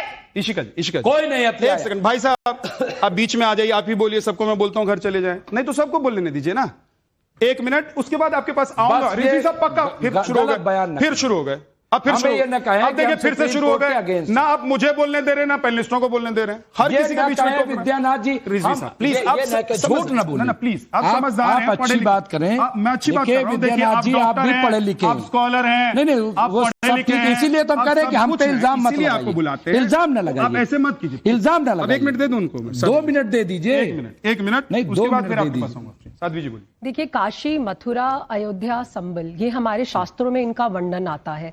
और ये यहाँ पर जब औरंगजेब आए, मुगल आए, इन्होंने खंडित किया, हमारी मूर्तियों का अपमान किया। आज वो समय वापस आ रहा है, because they are not just spiritual centres. ये समझना होगा हमें कि मुगलों ने अटैक किया, क्यों किया इन पर? वर दे मिलिट्री सेंटर्स, वर दे टूरिस्ट स्पॉट, वर दे बिजनेस सेंटर्स? नहीं, हमारे ऐतिहासिक गौरव और सनातन अस्मिता की बात है ये, इसीलिए वो हमें वापस चाहिए। पहली बात। दूसरी बात, यहां पर बात हो रही है सर्वोच्च न्यायालय की। सर्वोच्च न्यायालय ने कहा कि लोक अदालत में चले जाइए, तो सामने से आता है कि सर्वोच्च न्यायालय गलत कह रहा है, दंगा हो जाएगा। This is soft threatening on national channel.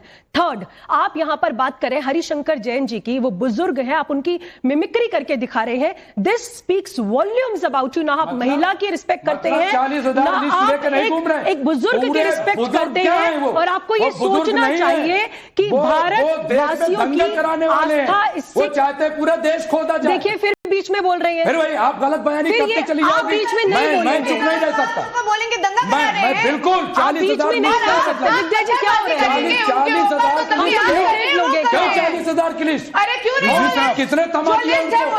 नहीं, गलत बात है ये।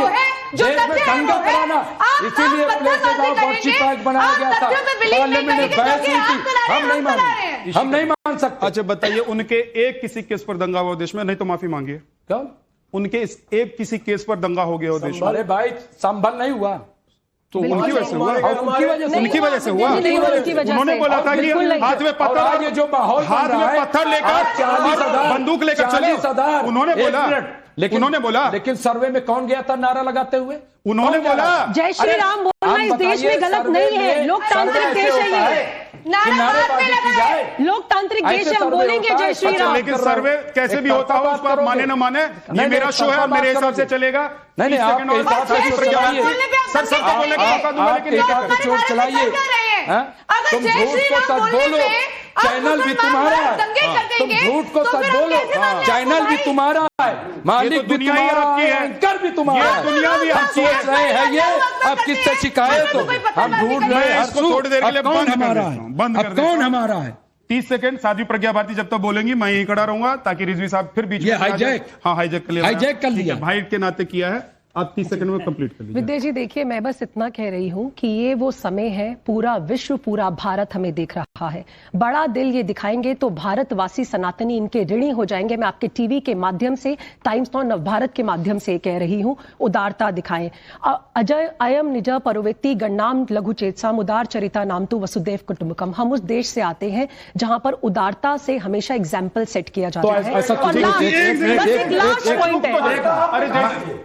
रुक तो जाइए सरवर साहब, 1 मिनट कंप्लीट तो करने दीजिए, ऐसा कितना लग जाएगा। हाँ तो रुक जाइए, अभी उनको आने तो दीजिए, अरे आने तो दीजिए उनको कंप्लीट जल्दी से, अब 20 सेकंड। बस मेरा सिर्फ एक लास्ट पॉइंट ये है कि यहाँ पर फिश मार्केट की तरह नहीं किया जाए और हमें जो लोक अदालत का रुख है उसे अपनाना चाहिए, संवाद के माध्यम से आपसी सौहार्द की स्थापना करनी चाहिए। ठीक है, अब 1 सेकंड रुकिएगा, आप भी रुकिएगा, आप भी बोलना चाह रहे हैं। नीति जी बहुत देर से बोल रहे हैं, छोटी सी सबमिशन देना चाहती हूँ। निश्चित रूप से ये तो प्रत्यक्ष आपके मन से पता चल गया है कि म्यूचुअल अंडरस्टैंडिंग से विवाद सॉल्व नहीं होने वाला है। कॉन्स्टिट्यूशन अमेंडमेंट एक्ट होता है, कॉन्स्टिट्यूशन कई बार अमेंड हुआ है, आज भी हो सकता है, आगे भी होगा। मेरी तो आपके मंच से पूरे राष्ट्र को, ऑनरेबल सुप्रीम कोर्ट को, हमारी जितनी भी विधानसभा और लोकसभा हैं उनसे मेरा एक हम्बल रिक्वेस्ट है कि ये जो वर्शिप एक्ट है इसको आप रिकॉल करिए, क्योंकि 1947 के बाद तो भगवान कृष्ण ने प्रकटे, भगवान राम ने नहीं लिया था। ये जो 3 मंदिरों का विवाद है ये निश्चय रूप से शास्त्रीय प्रमाण है, हम लोग हमारे सनातन प्रमाण है। नहीं, मैं अदालत देखिए, जरिया अदालत है, लेकिन अदालत में पिटिशनर नहीं, मेरी बात पूरी होने, अदालत तो जरिया है, लेकिन अदालत में प्लेसेस ऑफ वर्शिप एक्ट को बहुत रॉन्गली इंप्लीमेंट होता है, जिसकी वजह से विवाद आज सड़कों पे आ चुका है। तो मुझे ये लगता है कि इस पूरे इसको अमेंडमेंट करना चाहिए, इस एक्ट की इज नॉट रिक्वायर्ड। ये हिंदू बहु समाज है, ये आप एक बात बताइए, 1947 में विभाजन हुआ था, 47 में विभाजन हुआ था, यहाँ पे कितने % मुसलमान थे? मात्र 2%। 2% नहीं, अच्छा आज ही सुनिए ना, क्या झूठ बोल रहे हैं? 2% मुसलमान, आज 2%, आज 3.5 लाख से ऊपर मस्जिद है देश के अंदर, और इसके शास्त्रीय प्रमाण है। हम जवाब दे दीजिएगा, मैं इसलिए रोक रहा हूं, उनको बोलने दीजिएगा ना, उनके झूठ को बर्दाश्त कर दीजिए। आज मैं कहती हूं 20% है, 2% नहीं थे, रुक तो जाइए, रिजवी साहब सुनिए ना, आज सुनिए ना रिजवी साहब, एक बार कंप्लीट कर दीजिए, वक्त खत्म हो जाएगा। आज 2 मिनट भी दे रहे थे, बोल रहे थे कि रामचरित्र मानस अभी हो गए ना, बात दे रहे थे, कुछ नहीं, बात किसी ने नहीं, बात पूछ विद्या जी, मेरी बात में ऐसे चीका चिल्ली नहीं चलेगी। मेरे को 2 मिनट मेरी बात, आप बोलिए, 10 सेकंड में खत्म कीजिए, फिर ऋषिका जी, फिर तीनों के पास आऊंगा, एक एक करके आऊंगा। मैं ये कहता, आज 3.5 लाख से ज्यादा मस्जिद देश के अंदर हैं। आपको नहीं, मेरे को कोई दिक्कत नहीं, आप 4 लाख बनाइए मेरे को, लेकिन मेरे भगवान के जो जन्म स्थल हैं वहां पे समुद्र की बात करने वाले अगर मानते ही नहीं है तो नहीं, तो इनके मानने ना मानने से मेरे भगवान का अस्तित्व थोड़ी ना खत्म हो जाए। इनके मानने ना मानने से हजारों लाखों वर्ष से हम रामनवमी बना रहे हैं, हम जन्माष्टमी बना रहे हैं, खत्म हो जाएगा। नज़ीर अकबराबादी मुगलों में लिख रहे हैं भगवान श्री कृष्ण निकलेंगे, ये काशी की पहचान भगवान शंकर से है। आपकी पहचान पता है क्या बन रही है? अयोध्या की पहचान जो है भगवान राम से है। आपके और भाजपा के कहने से पहचान नहीं बनेगी। आपकी पहचान ये हो रही है कि आप किसी को नहीं बोलने देते। नहीं, ऐसा नहीं, पार्टी की प्रवक्ता नहीं। अब ईशिका जी बोल लीजिए, ये 30 सेकंड बोलेंगे, उसके बाद आप लोगों के पास आऊंगा एक एक करके। अगर इतनी पहचान है तो भाई हमारी जगह हमें वापस कर दीजिए, मुझे सिर्फ बोलने देंगे। मुझे सबसे ज्यादा परेशानी अब बोर्ड लगवा दूंगा मैं कि रिजवी साहब किसी को नहीं बोलने देते, आपके उसके आगे लगवा दूंगा मैं। कि हमारी जगहों पे ये वजू कर रहे हैं, हमारे शिवलिंग के ऊपर ये वजू कर रहे हैं, थूक रहे हैं, दूसरी जगह पे वहां पे पैर रख रख के जा रहे हैं। ये कौन सा भाईचारा है भाई? ये कौन ऐसे कर सकता है? आपको हमारी जगह वापस, आप किस पे मानते हैं? आप उच्च न्यायालय को मानते हैं तो वहां पे भी आप चले जाएंगे, वहां पे भी वही थप्पड़ पड़ेगा जो आपको राम मंदिर में पड़ा, फिर मुंह लाल करा के आ जाएंगे। हम आपको अपना फेस बचाने की एक तरीके से मौका दे रहे हैं, भैया पहले ही मान जाइए, क्योंकि एएसआई का सर्वे 52 पेजेस का साफ साफ बता रहे हैं भाई कि वो सारे के सारे मंदिर हमारे हैं। आप कहां मतलब बचते फिरेंगे? तो हम लोग चाह रहे हैं कि भाई अगर आप नहीं चाहते हैं अच्छा कि इशिका जी, आप लोग सुनिए, इशिका जी बाहर आप लोग इसलिए फैसला नहीं करना चाहती हैं क्योंकि हम तो करना चाहते हैं, हमारी चीजें वापस दें, हमारा घर हथिया लेंगे, उसके बाद वही ये बयान आ गया। जय श्री राम अगर बाहर आप लोग इसलिए फैसला करना चाहती हैं कि आपका मिल जाए तो वो भी कहेंगे ना कि हमारा दे दो, जो हमारा है रहने दो। तो वो उनका है ही नहीं। अरे उनका है ही नहीं, तो उनका है ही नहीं। जो चीज इन्होंने नई मस्जिदें बनाई, हमें कोई प्रॉब्लम नहीं है। वक्फ में इन्होंने कुछ ही साल के अंदर 39 लाख एकड़ लैंड हथियाते जा रहे हैं। हम उसके लिए भी चुपचाप जा रहे हैं, सुप्रीम कोर्ट में जा रहे हैं, कोर्ट में लड़ रहे हैं। हम लोग अरे तो हम लोग देते हैं जमीन, वक्फ करते हैं, आप लोगों जैसे लूटते नहीं है। हम वक्फ करते हैं, एक सवाल रजिस्टर करवाते हैं, हम लूट नहीं करते, हम सादगी से करते हैं अपनी जायदाद को वक्फ करते हैं। आपने कितनी जमीन, अगर सुप्रीम कोर्ट ने की है, हमने की, हमने रामलीला में भी जमीन, एक सेकंड विद्या जी, हमारे खानदान के लिए भी जमीन दी हमारे खानदान वालों ने। हम तो देने वाले सवाल आपके खानदान के नहीं है। रिजवी साहब अब पर्सनल क्यों जा रहे हैं? हमको पता है कि आप बहुत अच्छे व्यक्ति हैं, आपकी मजबूरी है कि उसके लिए आपकी मजबूरी है कि औरंगजेब ने जो इस देश में नर्क मचाया, तांडव किया, जो सब कुछ तहस नहस कर दिया, उसके लिए आप खड़े होंगे क्योंकि आपको औरंगजेब को सर पे मुट्ठी भर लोगों को खुश करना, लेकिन अभी मेरा सवाल मुट्ठी भर लोगों को खुश करना।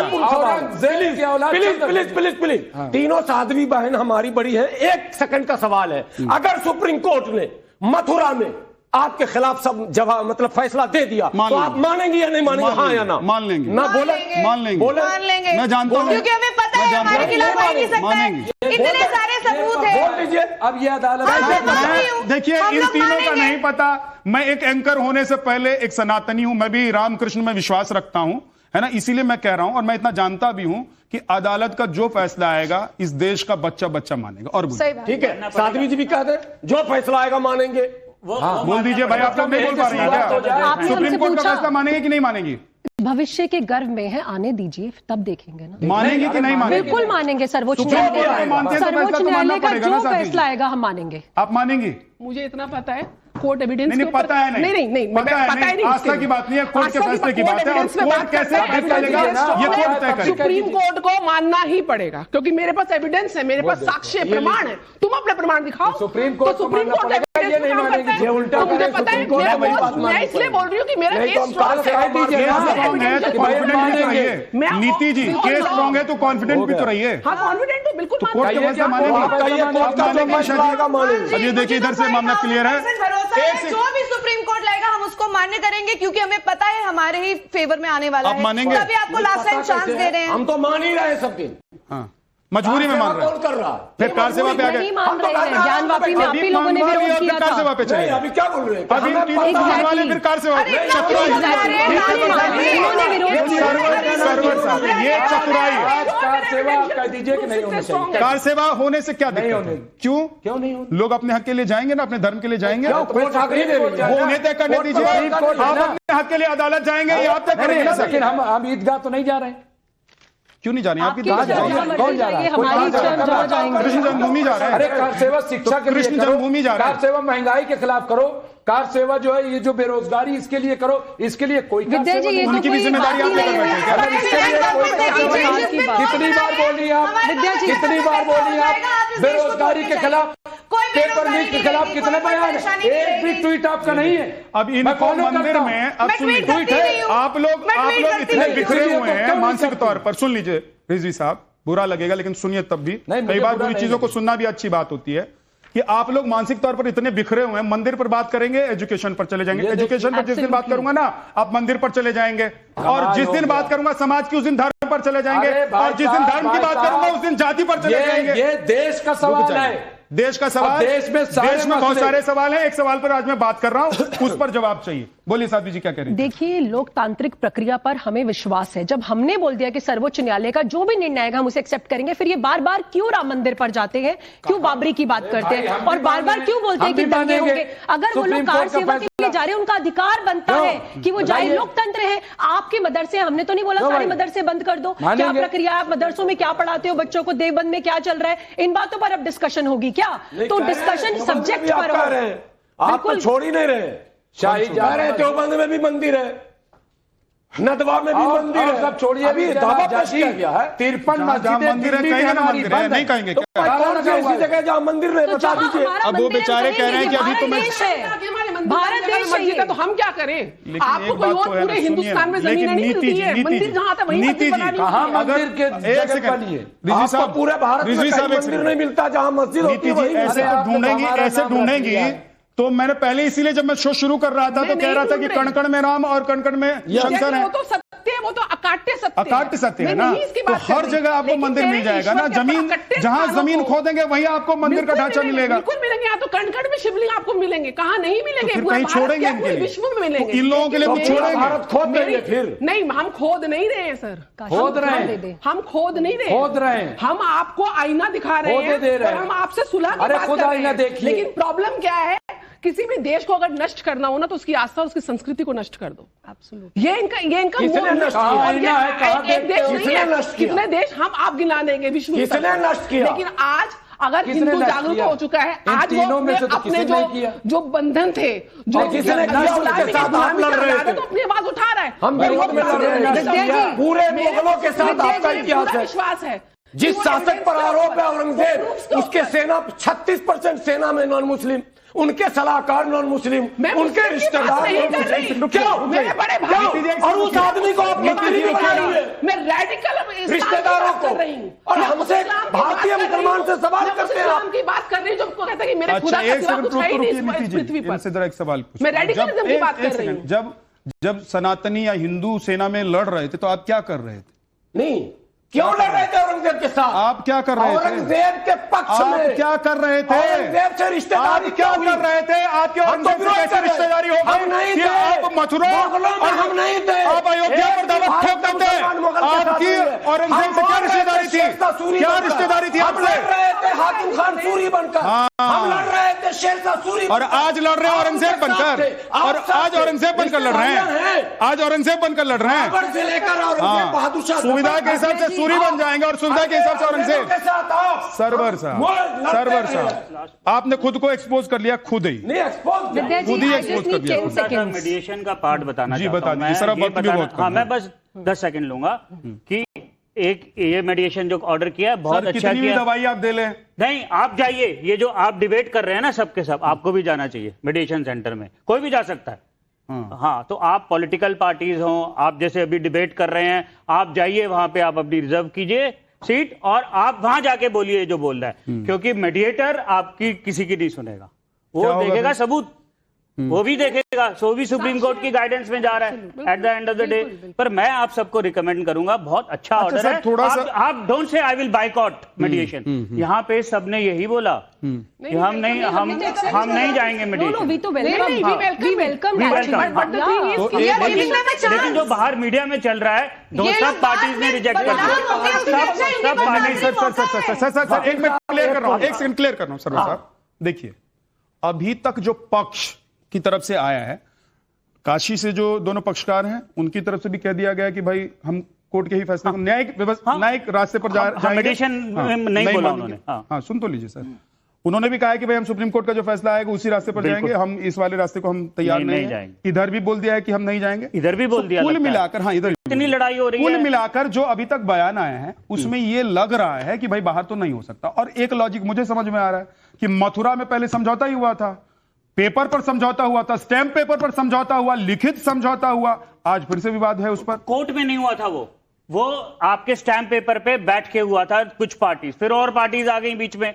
अब जब सुप्रीम कोर्ट की सुपरविजन में जो मेडिएशन है, ये कोई नहीं, क्या होगा ये फाइनलिटी है, ये बिल्कुल फाइनलिटी आएगी। थोड़ा सा मैं दर्शकों के लिए चाह रहा हूं, दर्शकों के लिए चाह रहा हूं कि ये बताइए कि क्या जब यहां पर बैठेंगे दोनों पक्षों को एक ही टेबल पर बिठाया जाएगा तो क्या दोनों पक्षों को बताया जाएगा कि देखिए भाई जो पूरी रिपोर्ट है उसमें ये तो दिखाई दे रहा है, ये इनको भी बताएंगे देखो भाई रिपोर्ट में तो ये एक सेकंड सुन तो लीजिए सर इसको चैलेंज नहीं किया जा सकता। नहीं सर सुन तो लीजिए, पहले जो यहाँ होगा उसको कर लीजिए ना, एकदम भाग जाते हैं आप लोग, दौड़ने लगते हैं, रुक तो जाइए, धीरे धीरे चलिए, मंजिल मिल जाएगी।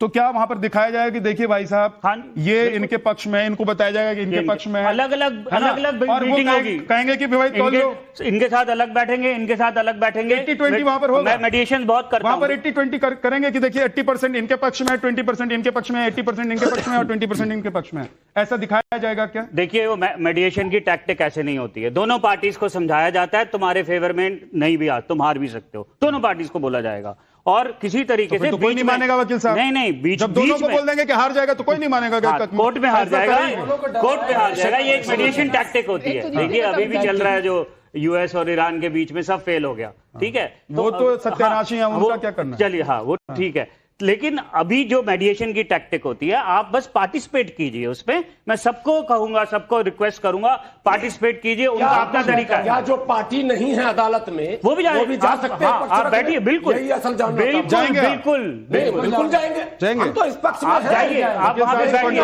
मैं चलूंगा आपके साथ, मैं चलूंगा आपके साथ। ये एक अच्छी बात हो गई कि यहाँ पर एक और साध्वी जी को भी ले जाएंगे। हाँ जी बिल्कुल, ऋषिका जी को, नीति जी को, 100%। चलिए भाई ये पूरा का पूरा हम झगड़ा नहीं चाहते, बिल्कुल आप जाएंगे, हम झगड़ा नहीं चाहते, लड़ाई नहीं चाहते, बोलने नहीं दिया। अरे बाप, लब कुछ ना कहे तो अच्छा है, चुप ही रहे तो अच्छा है, नहीं इससे ज्यादा बड़ी बात क्या होगी? 140 करोड़ की आबादी में सबसे पहले शेर बनकर आप ही दहाड़े थे और मैंने कहा था शेर नहीं बब्बर शेर बन गया। साहब 140 करोड़ की आबादी में 125 करोड़ का इन्होंने हो गया, अब 15 करोड़ के जो है उनको दबाने की आप तो कह रहे हैं भैया हमको थोड़ा सा टाइम दे दो, थोड़ा सा टाइम दे दो, तस्वीर बदल देंगे, गजवाए हिंद कर देंगे, सपना क्या क्या है। नहीं मैं कहता हूँ झा साहब क्या मदद है, फिर रोने लगते हैं कि 25 करोड़ नहीं, उन्होंने 25 करोड़ पे रोएंगे, 125 करोड़ पे दूसरी बात हुकूमत चलाएंगे। जहां साहब दूसरी बात एक और है, यहाँ मंदिरों की बात हुई तो राजा हर्ष के बारे में भी थोड़ा सा जिक्र कर लेते, कितने मंदिरों को तोड़ा, कितने मंदिरों को लूटा, उसके बारे में जिक्र नहीं करेंगे, कितने पुर्तगालियों ने भारत के अंदर नरसंहार करा उसके बारे में बात नहीं करेंगे, कितने ब्रिटिशों ने भारत के अंदर हिंदू मुसलमानों के बीच में नफरत का माहौल पैदा करा। ये सब व्हाट्सएप कौन करता है नाजिम साहब आपको? हाजी साहब ये सब व्हाट्सएप कौन करता है आपको? अरे व्हाट्सएप को ऐसे लोगों से बच के रहिए हाजी साहब, ऐसे लोगों से बच के रहिए, मरवा देंगे किसी दिन ये। क्या राजा हर्ष ये मरवा देंगे, मैं बता रहा हूँ, राजा हर्ष का इतिहास ये आपको हार्ट अटैक दिलवा देंगे किसी दिन। मैं कह रहा हूँ इस तरह की बातें आपको हजम नहीं होगी, आपका दिल स्वीकार नहीं करेगा, इसलिए इस तरह की चीजों को अवॉइड किया कीजिए, आए तुरंत डिलीट। जहां साहब अगर इतिहास साक्ष्य नहीं हो जिसका, नहीं साक्ष्य हाजी साहब और जिम्मेदारी से, और दूसरी बात हाजी साहब जिम्मेदारी से, हाँ बोलिए, आप बोलिए फिर से, आप बोलिए, शेर पढ़ना चाहते हैं शेर पढ़िए, बब्बर शेर पढ़ना चाहते हैं बब्बर शेर पढ़िए, बोलिए।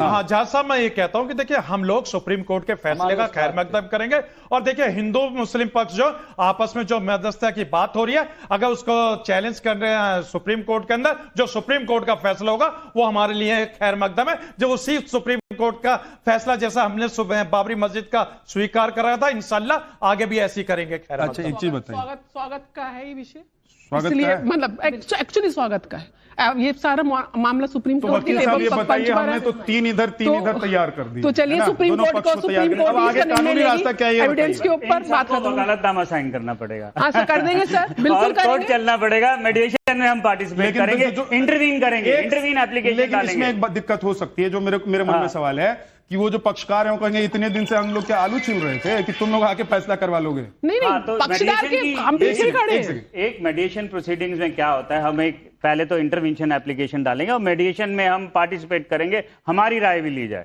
अल्टीमेटली मेडिएटर इनकी राय की वैल्यू क्या रहेगी जब एक सेकंड तो एविडेंस के बेसिस पे होगी, इनकी राय की वैल्यू वहां पर रहेगी जब वो कहेंगे कि भाई हम तो तय कर चुके हैं, हुकूमत तो उनकी चलेगी ना जो लड़ रहे हैं पक्ष बनकर। देखिए मेडिएशन में ये पार्टिसिपेट कर सकते हैं, कोर्ट की अलग प्रोसीडिंग कर रहा हूं, ये अच्छी बात है, राय रखिए आप अपनी रिप्रेजेंटेशन, हम मेडिएटर को हम सब अपनी रिप्रेजेंटेशन किया, मैं वकील बनकर चलूंगा ना, मैं वकील बनकर चलूंगा, मैं रिप्रेजेंटेशन दूंगा मेडिएटर, मैं वकील बनकर चलूंगा। लेकिन 21-22-23 को मेडिएशन रखी है, आप रिप्रेजेंटेशन दीजिए मेडिएटर को, और मैं रिक्वेस्ट करूंगा ऐसे टीवी डिबेट की तरह नहीं, एक एविडेंस के उस पे व्हाट्सएप वाला नहीं, हाजी साहब वो व्हाट्सएप वाला एविडेंस बहुत गड़बड़ और एविडेंस देंगे, जैसे उन्होंने कहा एएसआई का सबूत है, एएसआई की रिपोर्ट है, वो हम देंगे। सारी व्हाट्सएप यूनिवर्सिटी से मत पढ़ा कीजिए, अलग चलने लग जाएगा मामला।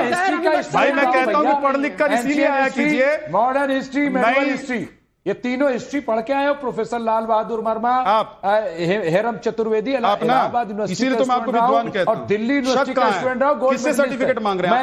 मैं सर्टिफाइड विद्वान, दिल्ली यूनिवर्सिटी से। आप सर्टिफाइड विद्वान हैं। किताब लेकर के अगली बार हिस्ट्री पढ़ते प्रेजेंट को पता नहीं है। ये बोल रहे थे कि भी रामचरितमानस अभी तक गायब है, उनको ये नहीं पता सोने की रामचरितमानस स्वयं गोविंद देवगिरी जी ने लिखा है। हिस्ट्री तौहीन की गई, बन जाएगी, रामचरितमानस सोने की, वो डिरेल करते हैं, लेकिन ये तो विद्वान है ना, खुल गया, वो पीएचडी होल्डर हैं, उनको पता है कि कैसे डिरेल करना है। इसीलिए वो ये जो 3 मुद्दे हैं जिस पर कोर्ट ने कहा कि बैठ के अपना बात कर लीजिए, धर्म युद्ध नहीं ले जाते हैं। बिल्कुल 2027 में धर्म युद्ध होगा, चुनाव नहीं होगा, चुनाव होगा, क्या होगा? लोकतंत्र का पर्व मनाया जाएगा 2027। किसने कहा कि धर्म युद्ध? भाजपा चाहती है कि धर्म युद्ध हो। भाजपा को कहने दीजिए। जब धर्म युद्ध होगा आपको फर्क पड़ रहा है, तो उसमें जो है धर्म युद्ध होगा, सारी चीजें लाएंगे। कहती रह जाए, क्या फर्क? आप बताइए विकास पे क्यों बात नहीं करते हो? फिर आ गए महंगाई पे क्यों बात नहीं करते हो? सारा रोने की जगह जो है, अरे फिर वही, अरे सारा रोना, अरे जहां पर जाकर दाल चावल खाना वहां दाल चावल खाइए, जहां जाकर गोलगप्पा खाना वहां गोलगप्पा खाइए। धर्म युद्ध नहीं होने चावल एक ही साथ खाएंगे तो बहुत हजमी हो जाएगी। धर्म युद्ध नहीं होने देंगे, हम चुनाव का पर्व मनाएंगे। ठीक, जाते अब जाते आखिरी कमेंट, क्योंकि अब 1 ही मिनट बचा, जल्दी बस जाते जाते एक बात है, देखिए जय श्री राम से इन्हें आपत्ति है, हमारे कोई आपत्ति नहीं, बीच में मत बोलिए। मैंने बोला ना, अब आखिरी कमेंट सबका एक लूंगा, रुक नहीं, क्यों ये कहती है इनको आपत्ति है? इनको देखिए, विद्या जी ऐसा नहीं होगा, आपकी वजह से बड़े लोग विद्या जी जय श्री राम बोला, आप लोगों ने पत्थरबाजी शुरू कर दी। हर टेनिस के ऊपर इतने सारे पत्थर होते हैं, हमें कोई आपत्ति नहीं, आप लोग कोई हमें जय श्री राम में आपत्ति नहीं। इशिका झूठ बोला जा रहा है, जय श्री राम, कोई आपत्ति नहीं जय है। श्री राम, उससे क्या होगा? आपत्ति नहीं, वंदे मातरम बोल दीजिए। हमें दे दीजिए। विद्या जी क्या हो रहा है? मेरी बात पूरी होने दीजिए ना, मतलब झगड़ा खत्म हो जाए। राष्ट्रगीत सुना दीजिए। क्या कर रहे हैं फैजल साहब? आप ये हम वंदे मातरम बोल देंगे। एक 30 सेकंड के कमेंट आपसे सुनाना चाहता है। इशिका जी, और एक सेकंड, मैं ये कह रहा हूं कि इधर से शायद ये कहा जा सकता है ला इलाहा इल्लल्लाह मुहम्मदुर रसूलुल्लाह, लेकिन आप जय श्री राम नहीं कह सकते हैं। क्यों नहीं कह सकते? और नारे नहीं लगा सकते? क्यों नहीं कह सकते? तो वो जय हिंद हम कह सकते हैं, जय भारत कह सकते हैं, जय संविधान कह सकते हैं, जय विद्या जी मेरी 30 सेकंड का बात है, बस खत्म करिए 30 सेकंड में। देखिए मैं ये कह रही हूँ कि इशिका जी, हाँ, वंदे मातरम भी, फिर आप वंदे मातरम। भाई मुझे यही खड़ा करवा लीजिए, फिर मैं जाता ही नहीं हूँ वापस। अरे क्यों चैलेंज करवा? चैलेंज नहीं, बोल दीजिए ना, राष्ट्रगीत है हमारा। उनको रोक दिया भाई, वो रोक दिए। हाजी साहब बोल दीजिए ना, हाजी साहब वक्त बर्बाद हो रहा है। आपको पता है टीवी के वक्त का मतलब क्या होता है? जल्दी से बोलिए। देखिए जय श्री राम भारत में रहकर जय श्री राम, जय श्री कृष्ण, हर हर महादेव हर भारतवासी, हर सनातनी बोलेगा। इनको आपत्ति है तो बस मैं इतना कहूंगी कि भारत में रहते हैं, भारत से तो प्रेम करते होंगे, भारत माता की जय और वंदे मातरम बोल दे, तभी मेडिएशन पॉसिबल है, नहीं तो मेडिएशन पॉसिबल नहीं है, क्योंकि इसी से इनकी भावना व्यक्त होती है। This speaks volume about them. Bharat माता की जय तो बोल ही सकते हैं। बोलिए रिजवी साहब, भारत माता की जय। क्या समस्या है? रिजवी साहब बोलिए ना, भारत माता की जय। विद्या जी, उनके तो दिल में भारत बसता है, उन्होंने तो शुरुआत की थी कि दिल छोड़ेंगे तो राम बस भारत एक राष्ट्र है, भारत बसता है, भारत एक राष्ट्र है, भारत जिंदाबाद की जय। क्या नहीं, भारत जिंदाबाद, भारत एक राष्ट्र है, भारत जिंदाबाद। आप खंडन कर दीजिए कि आप खंडन कर दीजिए कि भारत एक राष्ट्र है, आप खंडन कीजिए, पूरी दुनिया मानती है कि भारत एक राष्ट्र है, दिल क्या आपत्ति है? अब हम कल के कहोगे, अब उनके सवाल का जवाब नहीं दे पा रहे तो आप लोग शोर कर लीजिए। कल के कहेंगे कि क्योंकि शोर से आप उनकी आवाज को तो दबा देंगे, लेकिन सच को दफना देंगे क्या? नहीं, शोर से इन लोगों की आवाज दबा दीजिए रिजवी साहब, लेकिन अपनी पीएचडी से क्या इनका सच जो है उसको दफना देंगे? ऐसा नहीं हो सकता ना, सत्य दफनाया नहीं जा सकता। 30 सेकंड में यहाँ पे आपके शो स्टॉपर वो हैं जो सबसे कम बोले, वो वकील साहब। इन्होंने एक बहुत अच्छा सुझाव दिया है। हम यहाँ पे हिंदू मुसलमान नहीं करते, हम सब अपने अपने पक्ष को इंटरवीन करते हैं, अपना पक्ष रखते हैं, एविडेंस के ऊपर फैसला जाएगा। सिंपल। ठीक, इशिका जी 30 सेकंड।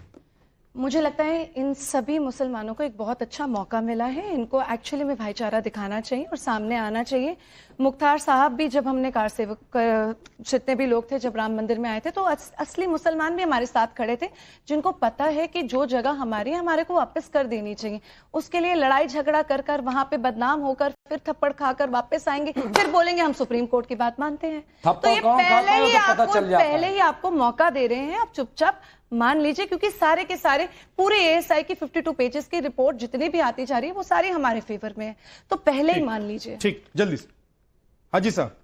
हाँ देखिए, बार बार एक ही बात आ रही थी कि सुप्रीम कोर्ट के फैसले का हम खैर मकदम करते हैं तो हमारे गाल पे थप्पड़ लगता है। इसी बात को आपके डिबेट में कई बार बोला गया। ये नहीं कह रही, वो कह रही है कि पहले भी बोला था, पहले भी बोला था। अब सुन लीजिए, भाई बिना मतलब में भिड़ जाते हैं फिर वापस आते हैं। वो कह रही है कि बिना मतलब आप भिड़ते हैं, यहाँ राड़ फैलाते हैं, उसके बाद वापस अपनी। देखिए, अभी हमने एक बात कही कि जो सुप्रीम कोर्ट का फैसला होगा उस पर हम खैर मकदम करेंगे इंशाअल्लाह। ये बहुत अच्छी बात है। और कुल मिलाकर जो एक बात समझ में आ रही है वो बात यही है कि बाहर फैसला होगा तो वो फैसला कितने दिनों तक मान्य रहेगा, और इसके बाद जब दूसरा जनरेशन आएगा तो क्या वो भी ये कह सकता है कि भाई ये जो फैसला इसको हम नहीं मानने, चलिए कोर्ट। तो इसलिए अच्छा है कि जिस तरीके से अयोध्या का फैसला आया, जिस तरीके से बाकी जगहों का फैसला आया है, वैसा ही यहां पर फैसला हो। ये ज्यादातर लोग मानकर चल रहे हैं। लेकिन उसके बावजूद सर, उसके लिए अलग से जाके केस फाइल कीजिए। लेकिन इसके बावजूद एक बात यह है कि अगर एक दूसरे के साथ मिल बैठकर भाईचारे में, हिंदू मुस्लिम भाई भाई में अगर हो जाए तो ज्यादा अच्छा। आज हम संसद में थे। छोटा सा ब्रेक, फौरन लौटेंगे कुछ और खबरों के साथ। आप देखते रहिए नव।